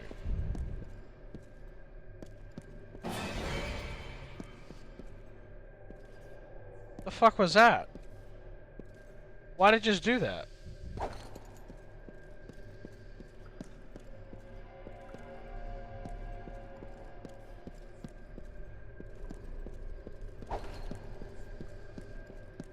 Why did I just get like jump scary horror sound? Hello.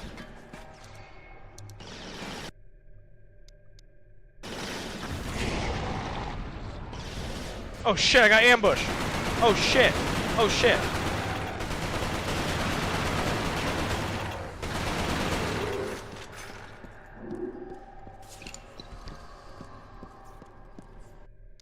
That was kind of cool. Okay. You really got me, guys. Haha.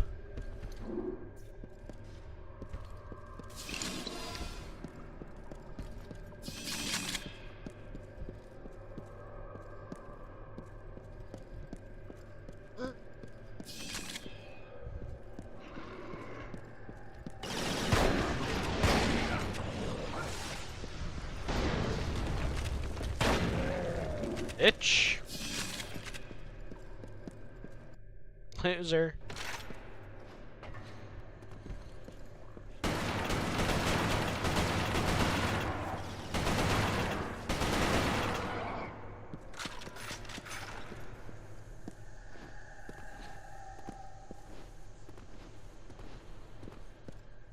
Where's intel? They don't really hide the collectibles, huh? They kind of just flop them. I'm kind of cool with it. At the same time, like, you know, it'd be nice to kind of have some kind of, I don't know the word I'm trying to think of. Not accomplishment, but, like, finding them, like, you know, actually having to, like, kind of think about, like, where they might be from, like, a collectible standpoint, like a little secret. Well, I do like learning about, like, the lore of, like, this game and whatnot, like, the universe.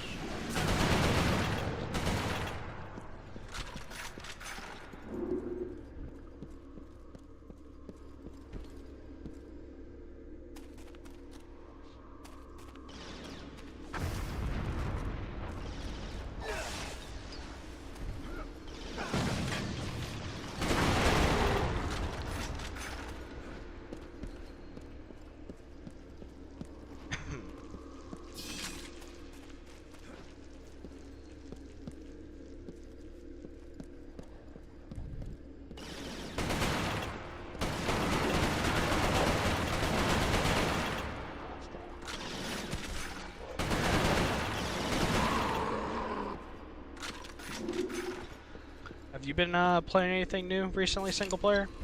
You got like a playthrough of anything you got going on?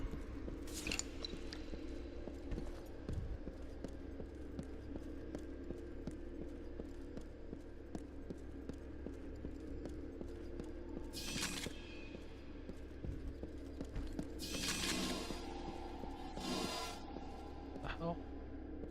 Oh, frags. Take some frags.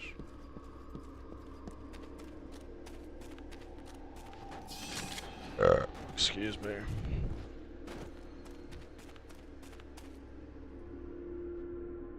Give me 1 second. I gotta check something.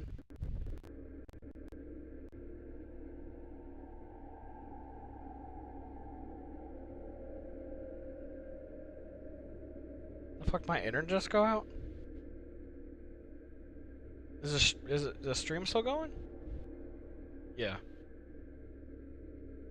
That was weird.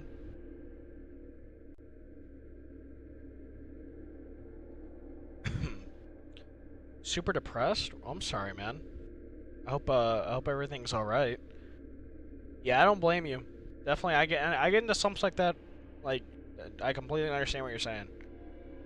When you just get into like a, you know, a certain slump, you just, you know, even things that you enjoy, you know, might not be able to help you, and it sucks because a lot of those things are, you know, for me like comfort. So I completely understand. But yeah, I hope everything's all right. Played Lego Batman the other day. You know, I never actually played through Lego Batman. I was always a Lego Star Wars kid. Jesus Christ! Alright, that fucking got me. There's the fucking horror element I've been saying for fucking 7 damn levels. Fuck, that actually got me. Dude, there's a fucking... Hold on. Actually, I want to show you this. Or show stream this. There's a fucking... I don't have it installed. But on the Master Chief Collection... The Master Chief Collection has, like, workshop support, yeah? And... there is a Fall of Man... Resistance... There's a resistance level someone made for Halo. Yeah, casemate. I played through it. It's very short, but... yeah, it's literally a resistance campaign in Halo 1, I believe. Honestly, really fucking cool. I think that is fucking sick. GOG is doing this new thing. This has nothing to do with what I just brought up, but I know GOG's doing this new thing with like modding support.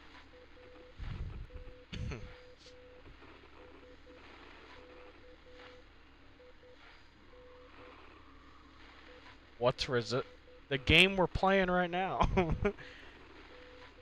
Resistance Fall of Man. But no, I get what you're saying. I mean, again, I hope everything's all right, man. You know, um, I mean, I wouldn't blame you for not wanting to, you know, vent in some random person's stream.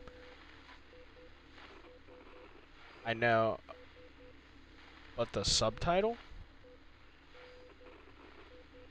Wait, what do you mean? But no, I'm sorry, dude. Well, I hope whatever you have to do to, you know, make it better, you know, hope it does. Yeah. Yeah, but it doesn't always have to be like that. I mean, like,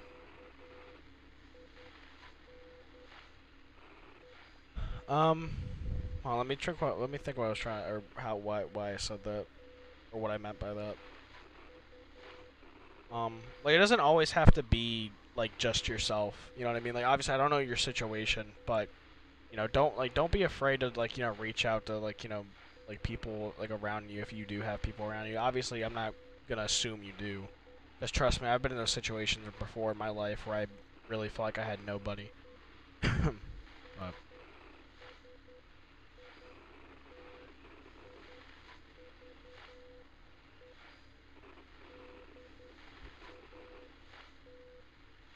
yeah, but I completely understand, but sometimes pride is, you know, I think pride could hurt someone just as much as I think it helps them. You know, I mean, like, I mean, June is fucking, you know, Men's Mental Health Month, man. Like, it's a serious thing. You know, there's this fucking, like, stigma and, like, stereotype about, like, men that, like, you know, they have to fucking hide their emotions and just fucking deal with it. And most of them, you know, like, some people can deal with it and some people can't.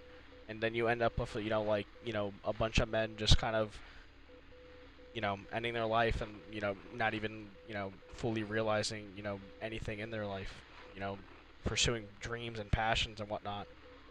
Um, so I get what you're saying, but, like, you know, don't let your pride, you know, don't let your pride completely fucking, you know, take over, you know, trying to get help and trying to, you know, help yourself. I mean, again, obviously, I don't blame you for, you know, if you don't want to fucking vent in some random person's stream with, like, other people in the chat. But, like, you know, if you ever want to, like, you know, talk about anything, like, you know, I'm here, man, for sure. Like, even just, like, simple shit. You know what I mean? Sometimes it's just okay to, you know, like, let something out.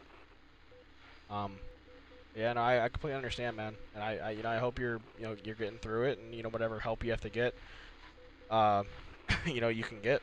But definitely, man, don't be afraid to try and talk to people around you. You know, like you know, obviously not every friend's the same when it comes to that shit. But I'm sure there is someone in your life that would, you know, be willing to at least just listen to you talk and, like, listen to you kind of go through your shit. Because and I do understand what you're saying, though. There's some shit in life that you just cannot, like, just talking about it won't fix it. 100%. Like, there is, like, you know, certain positions you can be in life. There are certain things in your life that, like, might just, trust me. Like, not everything's, like, all hunky dory here as well. And so I understand where it comes from. Like, you just kind of gotta, you know, you kind of do just have to, you know, get through it and gotta keep moving on. 100%. Yeah, there's certain things, but it's not. Don't let it just be that simple, though, as well. Like, do try and find things that make you happy in life, and, you know, keep those things around. You know, like try and be, like, a positive force in life as well. Because to me, for me, like, trying to be, like, a positive kind of trying to be, like, a positive person and trying to be there for others, like, helps me. Um, like, knowing that I'm trying to, like, you know, help other people and, like, try and make a difference. Like, because, again, there's certain shit that you just can't control, and there's certain shit that's just, like, out of, you know, it's just always gonna be there, and you just gotta keep moving forward. But, like, you gotta try and be, like, you know, not, like, for yourself. You have to try and, like, you know, do what you can to find some positivity in, like, the little things in life.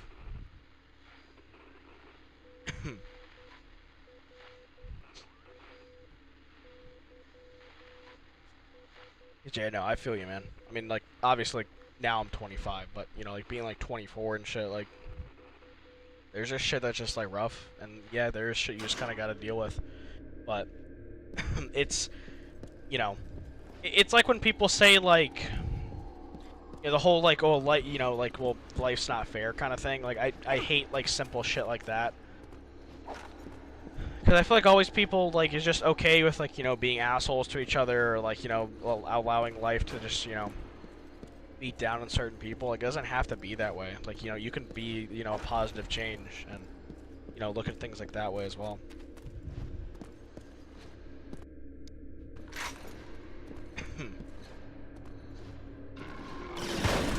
Yeah, it's like, it's up to us to make it fair for some things.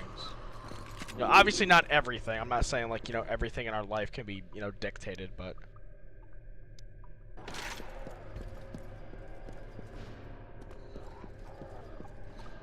It's like some people just accept that, you know... Some people are so, like, easy to accept life as just, like, you know, this horrible fucking place with, like, no fucking, you know, no redeeming qualities at all, and it's just like, man, like... You're just like asking for things to be worse.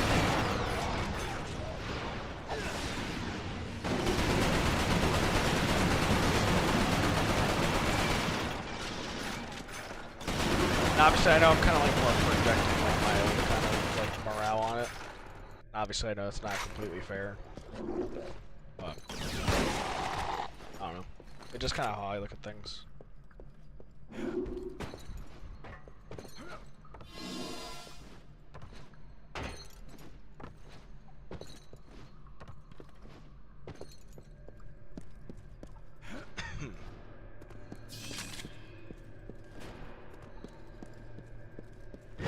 Jesus Christ.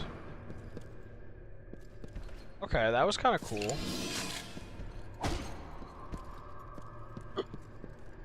Oh shit, I did not notice this thing. This is like a different fucking enemy. Oh god.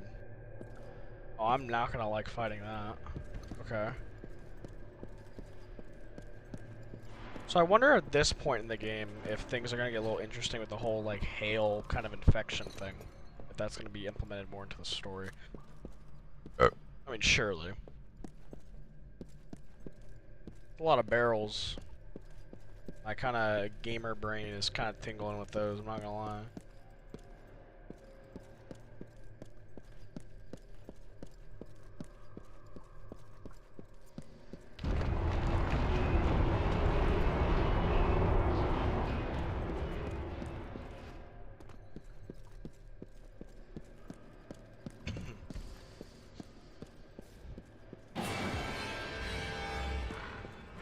Yep, okay. I absolutely remember this part. I absolutely fucking remember this part. Because I'm almost certain when I played this as a kid, as soon as that guy fucking crossed my screen, I turned off my PS3. Like, I'm so fucking serious. I'm pretty sure that's what happened. Dude, I mean, like, it's still, like, I'm still like that to this day with certain games. But, dude, there are some, oh, shit. There are some games, bro, when I play as a kid that fucking, like, completely scare the shit out of me. Like, World at War. I don't know if you ever played, like, World at War Zombies. But Noctur Untoten, when you first enter it, you hear, like, the witch laughing, or, like, you know, like, it sounded like a witch laughing. And I was on this dark-ass fucking CRTV, bro. This fucking, you know, like, dark-ass TV where I can't see shit, and I hear the witch laughing. And I see the first zombie fucking come in from, like, the shadows, bro. And I literally turn off my fucking PS3. I couldn't fucking do it. It was fucking, it was World at War Zombies, bro. And I couldn't handle it. Little Nightmares, bro, that is a good game. Actually, what? Okay, Little Nightmares is a horror game, right? If Little Nightmares is a horror game, then yeah, I played through Little Nightmares 1 and 2. So add that to the list. So I played through Silent Hill 1, 2, 3, Remake, Lost in Vivo, Mouthwashing, and Little Nightmares 1 and 2. Those Okay, then yeah. Fuck, bro. Those are probably.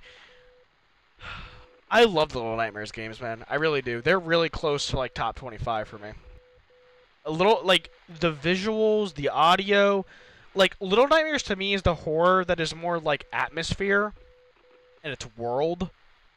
Dude, and the audio design in Little Nightmares is fucking amazing.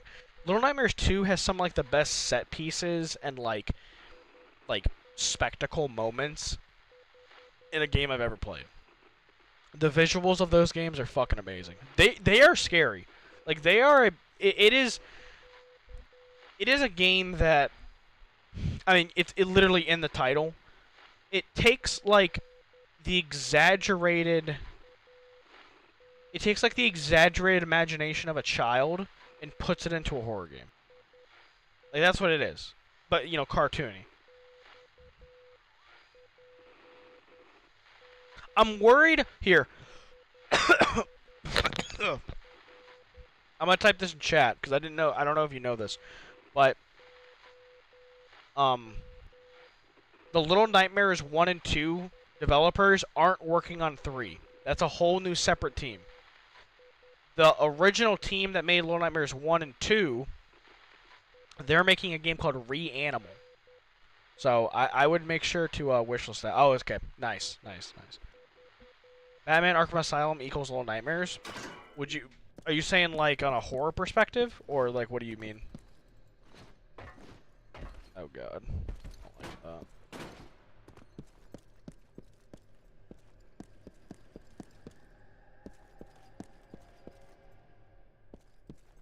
Interesting.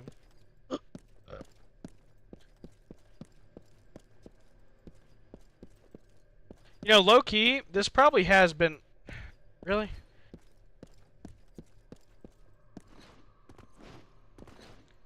Into the Abyss? Hold on, let me look that up real quick. This probably has been my favorite level so far of the game. I would personally, because I played Asylum off stream like a while ago, maybe like a year ago at this point. I would say Little Nightmares is probably I personally would I would say it's more of a horror game than Asylum. I think the horror elements of Little Nightmares was definitely hit a lot harder for me, at least. Again, I think because like the combat of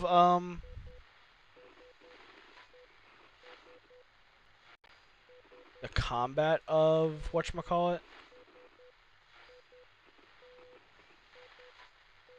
Asylum, like, it kind of takes away from some of the horror elements of the game.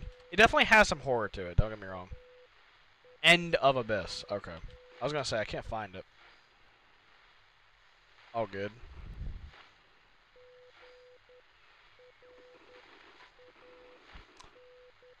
The atmosphere, I can kind of see that. Is it on Steam, the game you're talking about? I can't find it.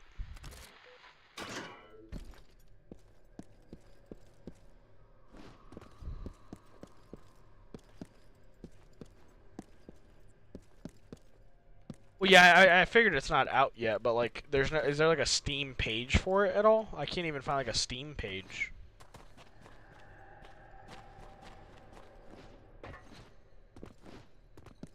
So the Summer Game Fest announcement? I did not know that.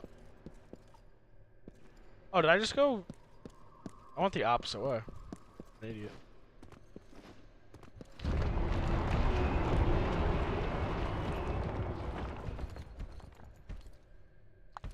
Yeah, these little creepy.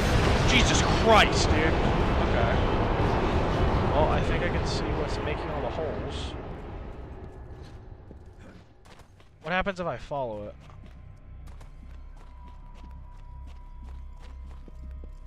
Oh, I have to. Interesting. This was in the Halo mod. This whole like tunnel thing.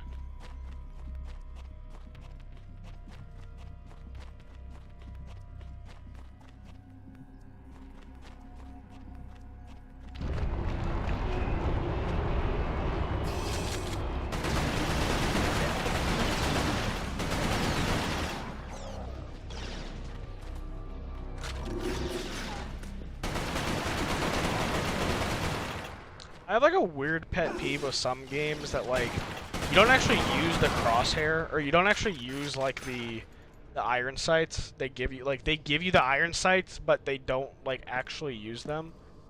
I understand it's probably easier to just like build the game around using the crosshair, but I don't know, just don't let me aim in with it. You know what I mean? Like, just allow it to be the crosshair. Like, you know, allow it to do like the bullseye. Like the bullseye just aims in like this or like that. Just do that. You know what I mean? Like, don't give me like the illusion of it. I don't know. Maybe I'm in the minority of that. Maybe I shouldn't be that quick to judge it.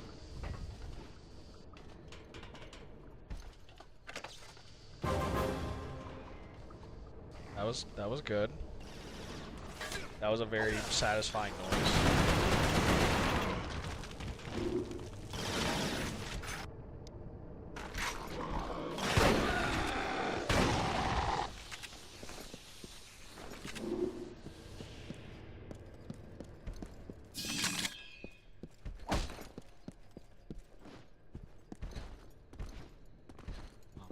I'll look it up. Also, pro gunner over here. Wait, what do you mean? I do remember this. I do remember this. Yes, there's gonna be like one of those dog things that come out. Yes, dude. I do fucking remember this.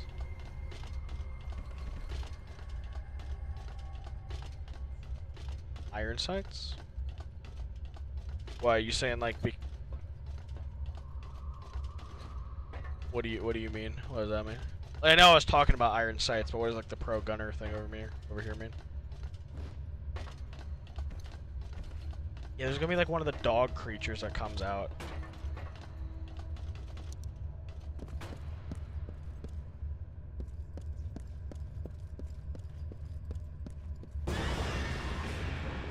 Yup. Here, bitch.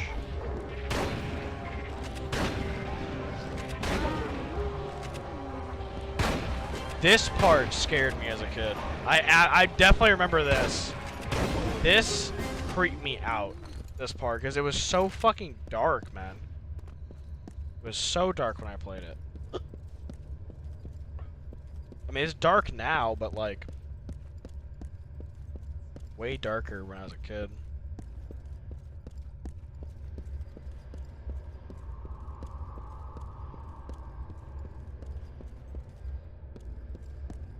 Honestly, bro, if Resistance ever got like a reboot or anything, I feel like if they leaned a little bit more into like the horror aspect, I don't know, man. I feel like it could do well. I really do.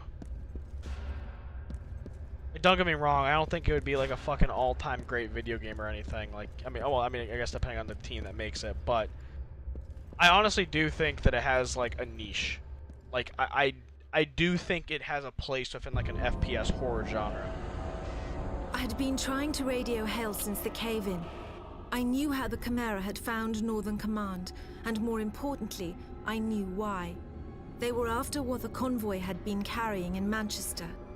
It had been carefully sealed in a specimen tank it has a in our special research place lab. in my heart, for sure. We thought it would be unable to call the It Chimera absolutely has from a within special the place in tank. my heart, but We were badly mistaken. I see the potential in it more than I actually like There was no way to warn it. Hale of the danger he was in. If he opened that tank, the result could be disastrous. What was inside would either kill him or control him. Okay. Secrets. Interesting.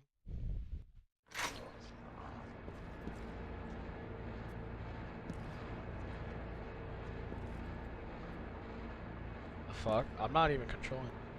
That was odd. Hello. I think I'll play this level and then I'll probably get off.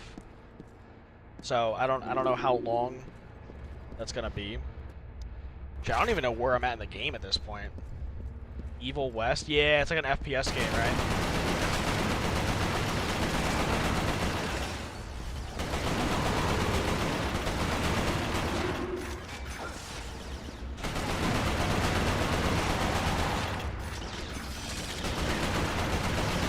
Third person? Okay.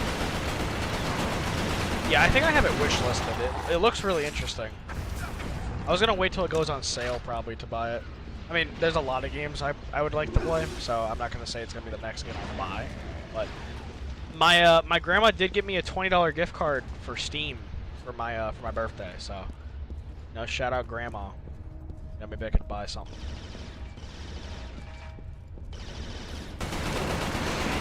For stream. I don't know what I would want to buy though.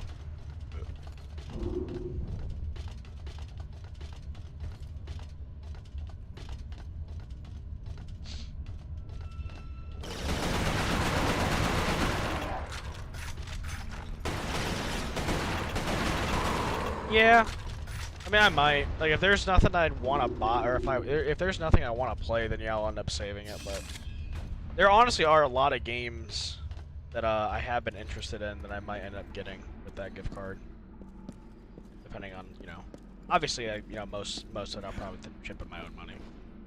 That's fine.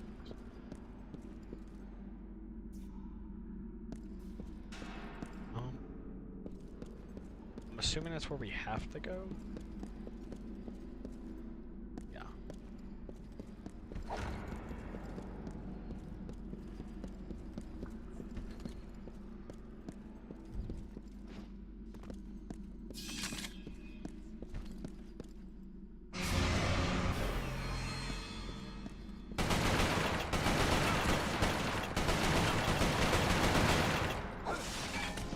Thank you. That'll help me here.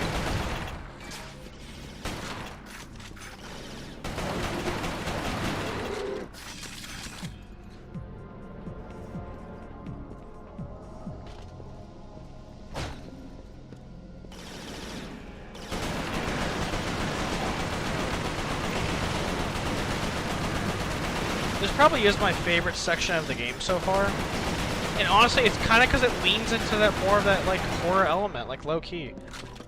I mean, don't get me wrong, I don't think this game, like, I don't think it could be a full-on horror game. I don't think. I don't think it could be. I think, like, the whole battle aspect is really cool.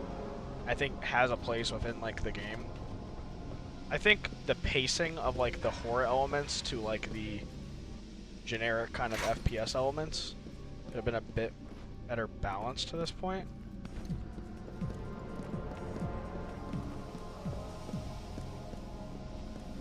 So I would say this is probably my favorite section so far.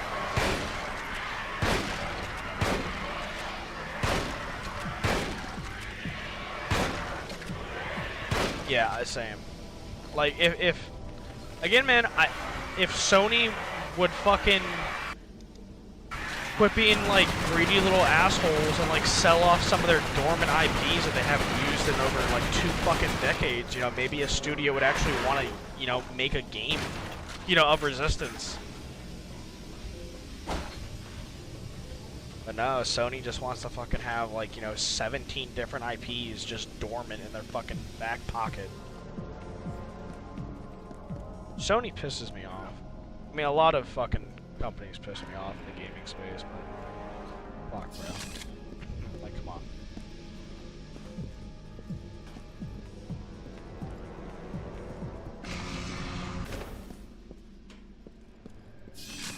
Like, Sony has so many cool fucking IPs just sitting there. Just fucking sitting there, man. It's gotten to the point where you like, bro. I'm a big Bloodborne guy, right? It's pretty clear Sony doesn't want to do shit with Bloodborne at the moment. They probably want to save it for, like, a fucking... Which ones? What do you mean, which ones? Which companies? Bro, too many to name. Activision, EA, Ubisoft, fucking Sony, Nintendo. Keep going. All them. But... Are you talking about IPs? Oh, if you're talking about IPs, that's even more to fucking name, bro. Jak and Daxter, Sly Cooper, fucking Bloodborne. Oh, Activision? Yeah, oh yeah. I mean, they're still the fucking, they're fucking huge now. Activision has a shit ton of IPs in their back pocket at this point. I mean, they're still the publishers for COD.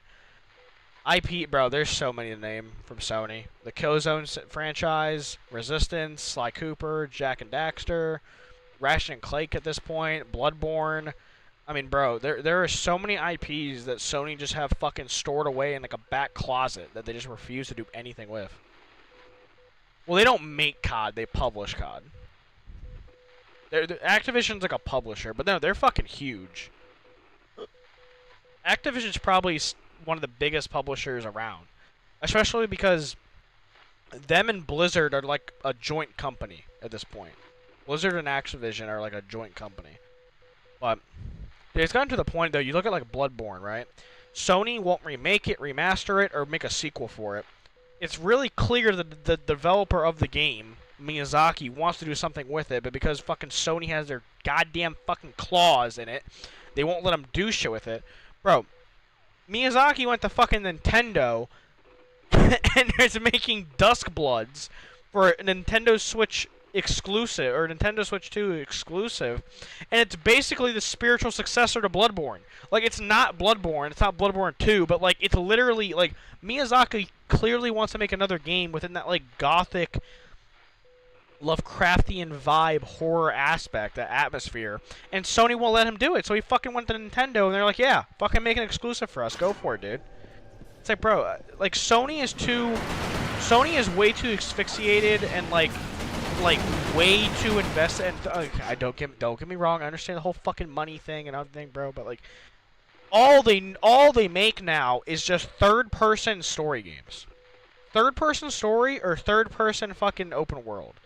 Like, again, don't get me wrong, a lot of those games are great. Obviously, I'm not gonna fucking diss on Ghost of Tsushima or God of War. I understand it, bro. I'm not gonna diss on that shit. But bro, you have games like Horizon and all that shit. Like, it's all they're interested in now. And I understand that's kind of like where we're at as like an industry. Like, that is like the big sellers. But it's like, bro, come on, can we have like some level of creativity? Like, bro, we're getting to a point where like all these yeah, they make movie games. And don't get me wrong, a lot of those movie games are really fucking good. But bro, we're getting to a point where a lot of the games, the uniqueness of games is starting to go away. I do think now that we're kind of getting out of that, I do think there's a lot more unique games being made. Like this most recent State of Play by Sony, I think, was really well done. But bro, for a long time, it's just the same fucking game reskinned, basically, dude. Like, we have like the same experience and the same gameplay, just reskinned. Like, for a long time, we were just in this like kind of slop of just releasing like these third-person movie story games that all just kind of felt and looked the same. I feel like we're kind of getting out of that era, but like for a long time, bro, like it's literally all anybody ever made. It was like, come on, man. And again, don't get me wrong, some of them really well fucking made, but a lot of them really not. Well, I shouldn't say they're not well made, but like they're not like, they don't separate themselves.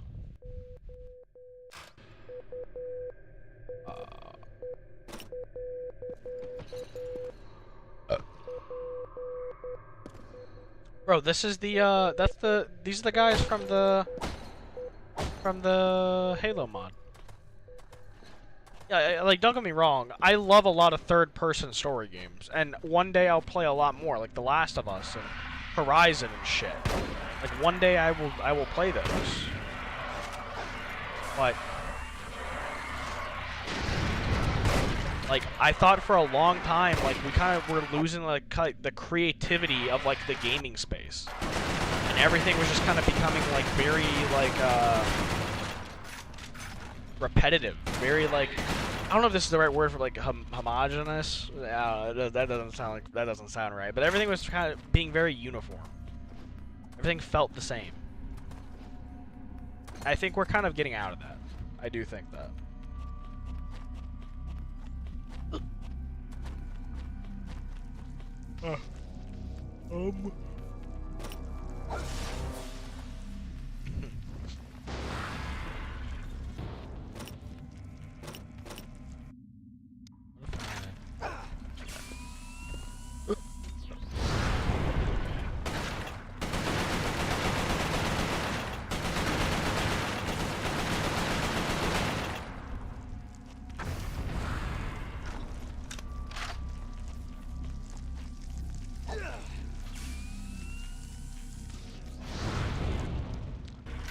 Not really doing what I thought. Yeah. That's what, yeah. I knew that would happen.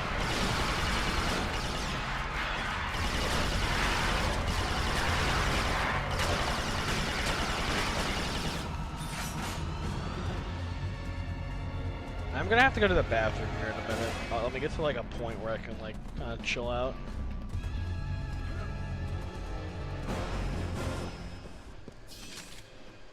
I thought we were about to have like a Half-Life 1 section.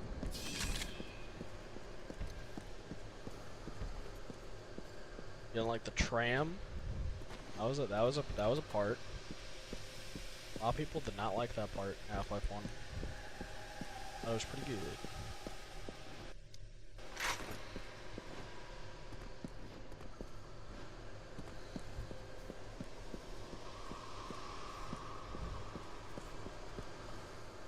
Oh. Is this the end of the level? I knew Hale would eventually find the map room. Everything we had learnt about the Chimera in the past 2 decades was in there. We had maps of the Chimera invasion spreading through Russia, autopsy records of Chimeran creatures. Shout out to the Russians in this charts of the universe for death trying to tolls stop the across Europe. Chimerans head on. These were numbers we didn't even They didn't do disclose well, to our but own soldiers. shout out to them. There were files that showed the progression of the Chimeran virus in humans. In over 6,000 cases, there were no records of any form of human resistance. Except for me. There were also detailed Generic schematics of our American soldier specimen number tank and what was in it. We call them angels. They're the most powerful of Check. all the Chimera. We believe the angels control other forms of Chimera via some form of telepathy. For all I knew, this one was already controlling Hale. Yeah, out of context. Angel. Alright, we'll do this level. We'll do this level, because I didn't... That other one was kind of short.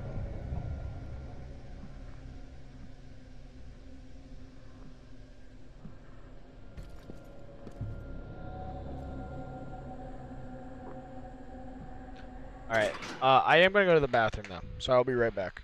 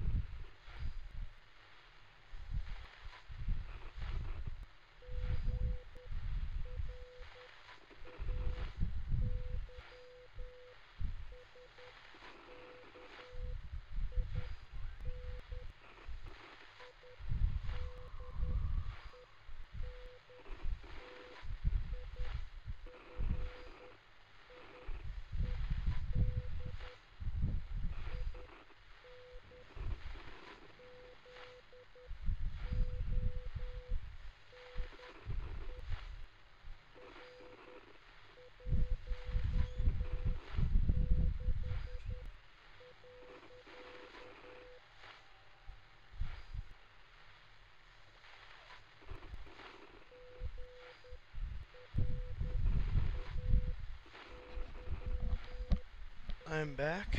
Sorry for the fairly long intermission.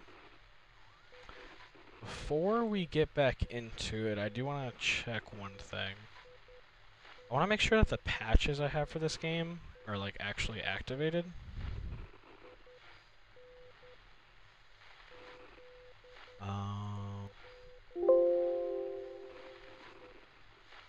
Okay.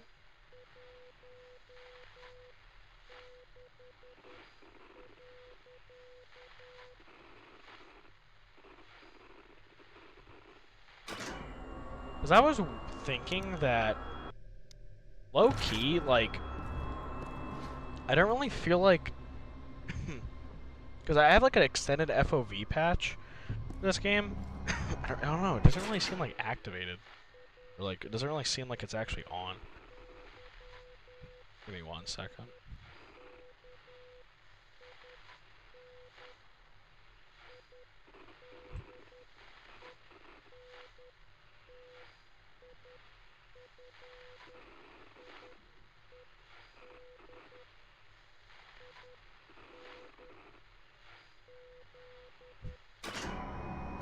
I don't know. New perception.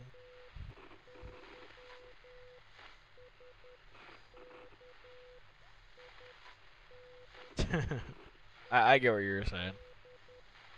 I don't know, is there like do I have to like enable the use of patches like in my game?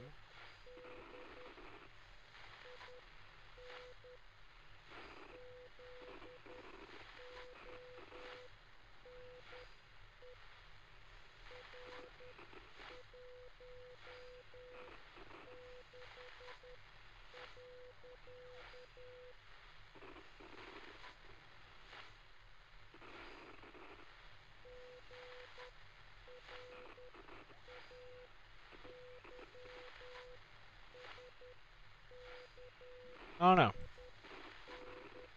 I mean, it's not a big deal. Like, we've been playing through the whole game like this. Like, it's not like, you know, end of the world kind of thing.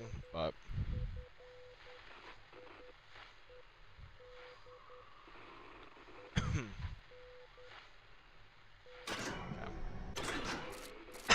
Alright, we'll play through this level and then I'll probably call it.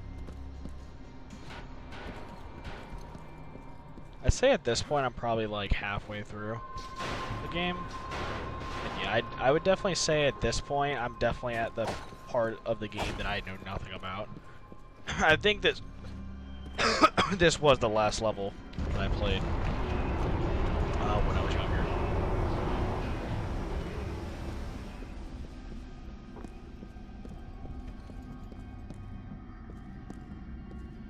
Church. Yeah, well, yeah. Cut it. 30 minutes from now, and I'll end up saying, I'll end up saying, no, this is actually the final level. But oh shit. Ew, it's a lot of that. No. I don't like that.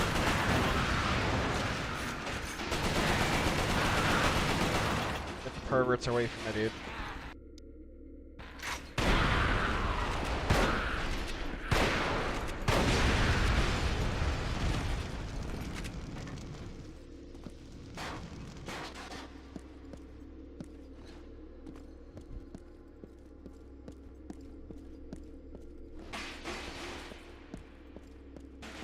Where you want me to go? It's a window.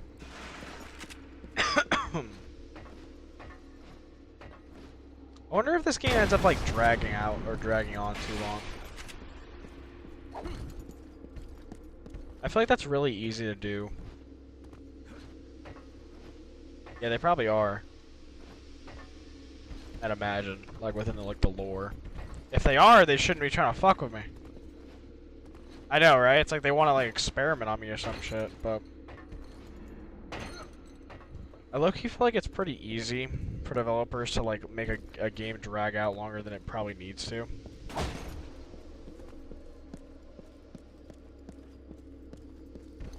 I'm not saying this is at this point. Where the fuck do you want me to go? But I hope it doesn't, because I could easily see it getting to that point. door closed on me, so I have to... This has to be where I go.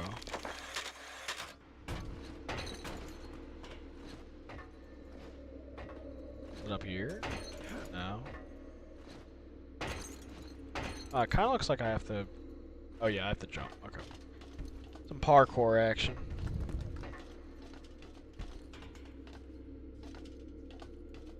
Well... No, never mind. This isn't where I have to go.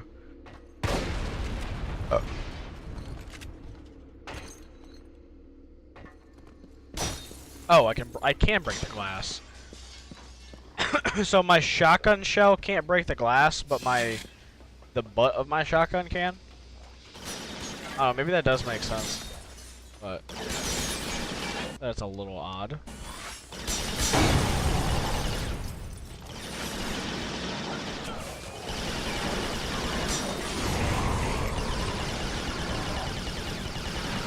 There was a lot of particle effects there.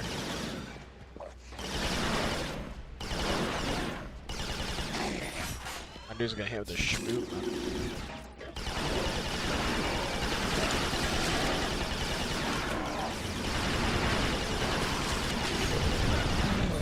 Oh shit, I'm gonna die. Damn. I think that's 11. I think that is number 11. Did not realize there was a big fella. Oh my god. Brought me back here, bro.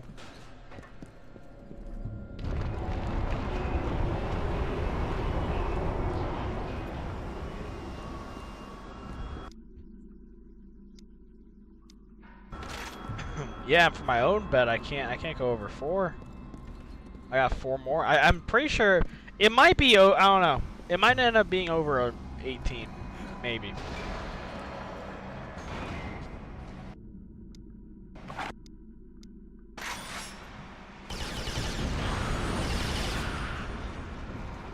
Wait, what? There's skill points? What the fuck? Oh, these are like little challenges and stuff you can do. What? I did not know that.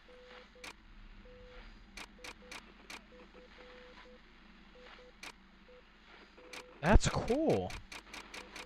That is actually really cool.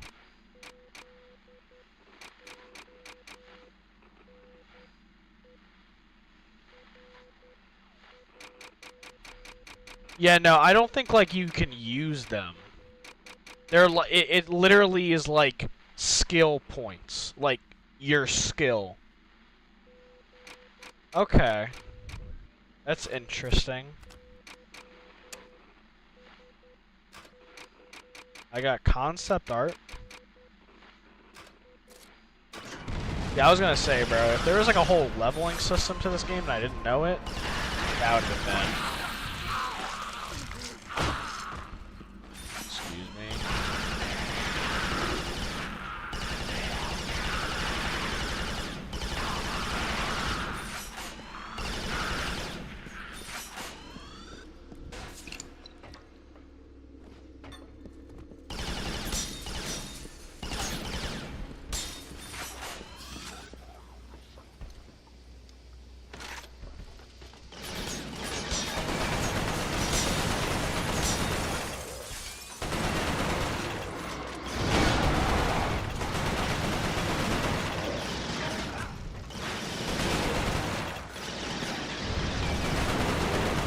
Yeah, it's a pretty cool point of view, low-key. Like the whole grab attack they have. Yeah, there were a few unique things like that in Shattered Dimensions that I did enjoy. Like the whole like punching thing too, like the boxing kind of mini game with certain bosses. I thought that was pretty unique.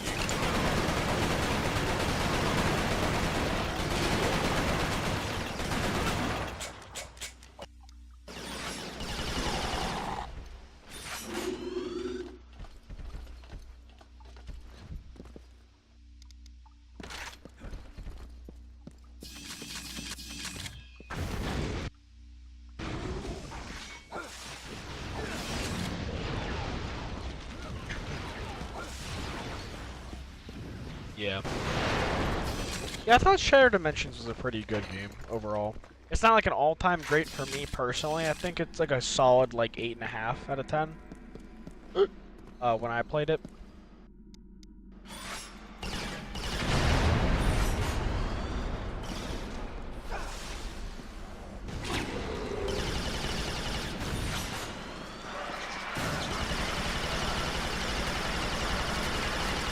There's a lot of bugs.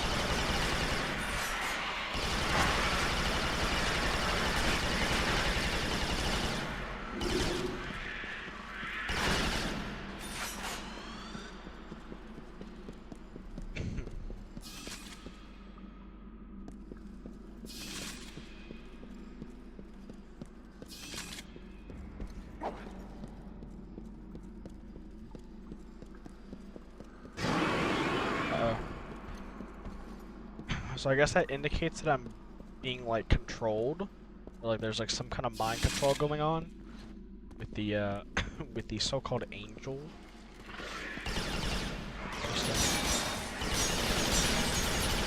That was a kind of cool little thing right there. Like walking past that and they start shooting it. It doesn't really make much sense, but that was pretty cool. I'll give them that.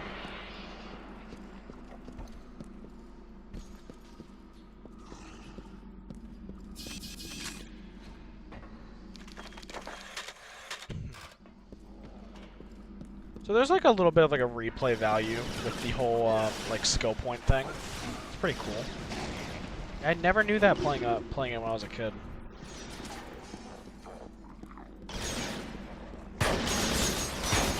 It's probably like the only way too that you can like 100% the game, because this game doesn't have like achievements or anything.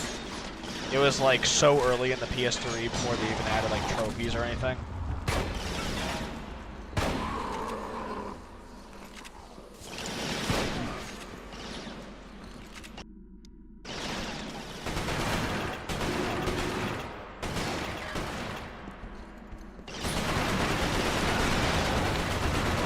I like when games get like remastered or like re-released, and Debs or like GOG I think does this. They'll like add trophies to the games. I think that's really cool. I used to be like a really big like trophy hunter guy. There's like achievement hunter guy, you know, whatever phrase or term you want to call it. I don't really care about it too much anymore, but I mean definitely something that adds like replay value. For sure. And depending on like the trophies and achievements, because I do think a lot of them are just like bullshit in games. Like a lot of them aren't actually like very interesting. There are just kind of like, you know, beat level 1 through 10. But there's some games I think have really cool and interesting achievements. Oh shit! Now you're creepy. And you're dead. Okay. You're okay. Okay, a little bit of a boss kind of fight. You are a very creepy design. Oh shit. Ew, oh, ew, I don't like that. Oh, I don't like that. Oh, I don't like that. Wait, they run like super fucking fast. Oh shit, I'm not a fan. Oh, I'm not a fan of that. Oh, bro, like, little kid me would have fucking got off crying if this happened.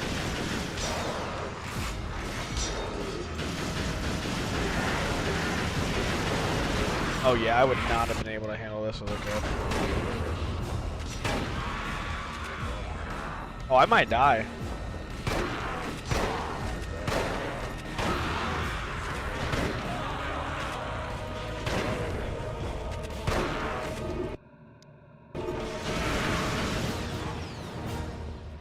Whew!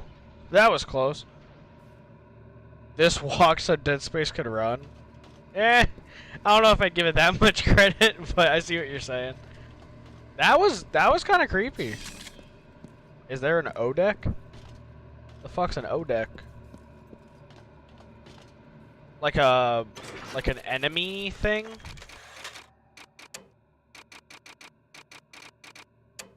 They're called Gray Jacks.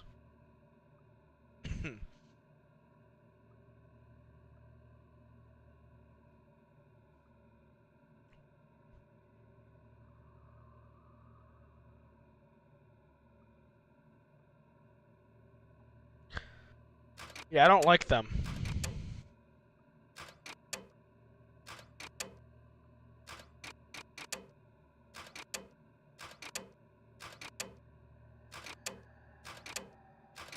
Interesting. Yeah, I definitely would remember. That was cool. That was kind of hard. Like that was challenging, I would say. But yeah. I did not realize they were gonna run that fast at me. I thought they were gonna be kind of like slow, like timbering. I don't know if timbering is the right word, but it sounds cool.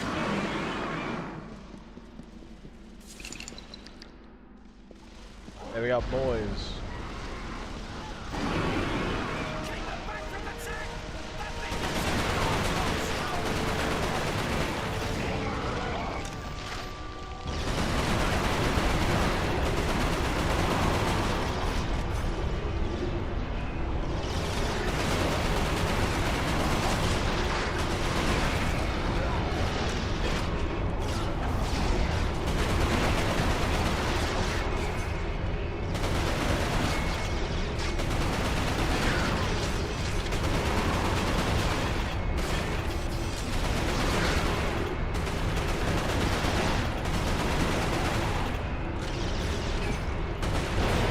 Oh shit, that's not good.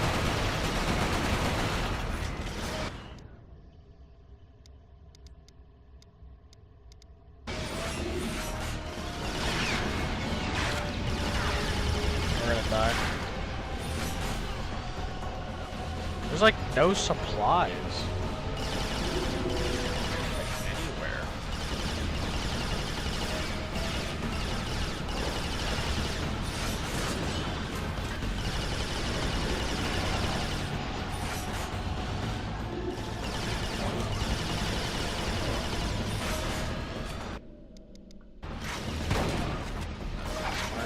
Damn it. There's 12. Maybe I kind of blew my load a little too early. Oh, are you kidding me? We gotta do this again?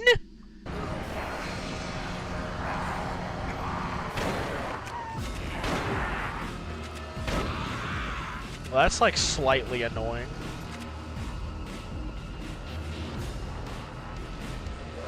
Hi Rob, welcome back. My winning, I think, define winning.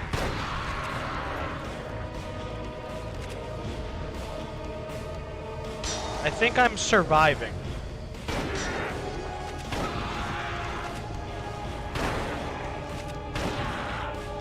Single player, you're just a hater, man. You're just a hater. I define myself as winning right now. Why? I feel like they're coming out like way faster. No, don't.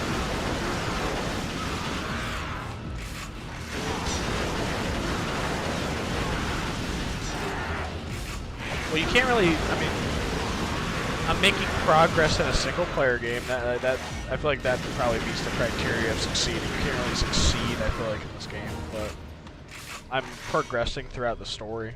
I guess that is succeeding.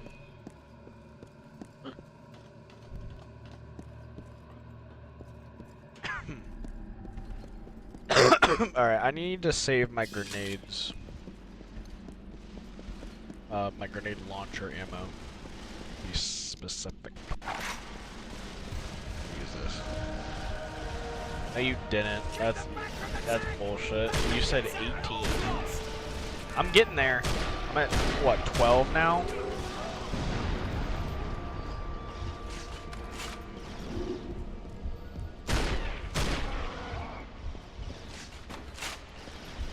Yeah, the sniper is not very satisfying to use in this game. It sounds very... Shit.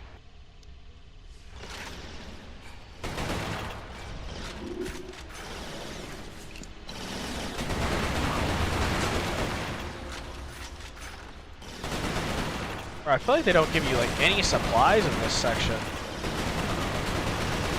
I'm about to die again?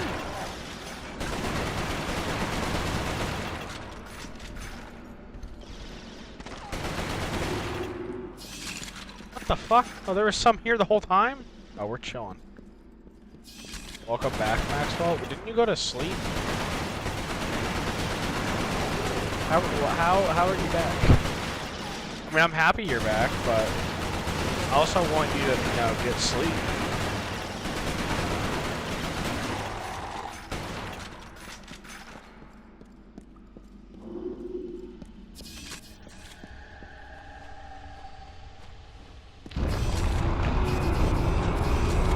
Yeah, I thought he did, right? Didn't he leave because he had to go to sleep?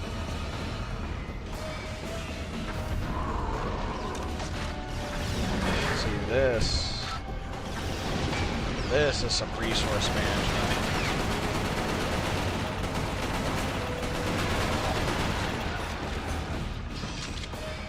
I did not sleep. Bro, I swear, didn't he? What, did you just... Didn't you say you were getting off because you need to go to bed?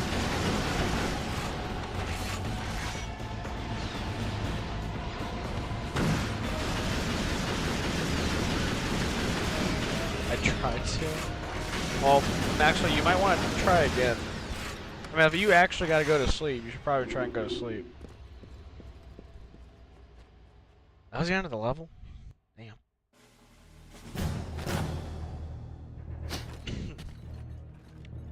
Has he had any dialogue in the game yet? I honestly can't remember.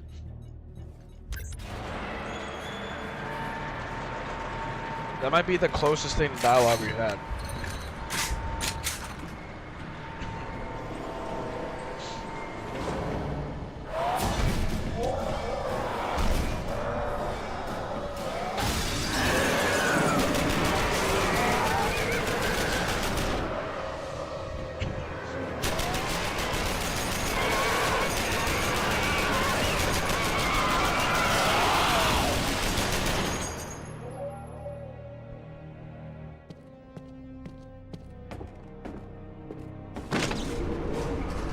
Interesting cutscene. I'd almost given up hope of him surviving when I saw Hale coming up in the lift. I could tell from his face that he had found the angel. There was no point in asking. If he was alive, then the angel was dead. Hale was starting to show more effects of the conversion process. I feel like it's His deliberate. movements had the unnatural quickness He has no of the character, hybrids. but it doesn't help. Judging from the bullet holes in his uniform, he had acquired their healing capabilities as well. We had tracked the Chimera leaving Northern Command to a gorge in Somerset. Cartwright led a squad of soldiers after them. It had been 2 hours since he had reported in. Hale volunteered to go after them. I expected he would locate Cartwright. There was no way I could have imagined what else he would discover in that gorge. So like Fallout 3 and Fallout New Vegas, I don't want my character to talk. I think it just depends on the kind of game. Ooh, got some visual bugs. Got some visual bugs. Yucky. Hale, find Cartwright's team. We have to know where the Chimera are coming from.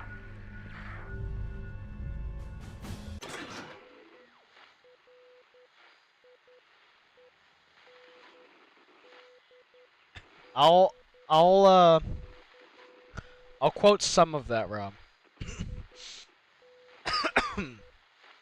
Eric, I think you should let Rob op.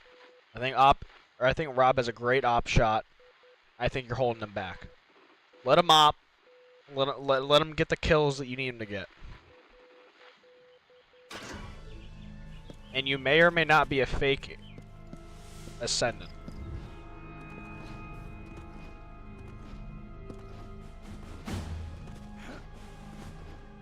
I think we're gonna call it there, though. Oh, Jesus Christ. Yeah, we're probably gonna call it there.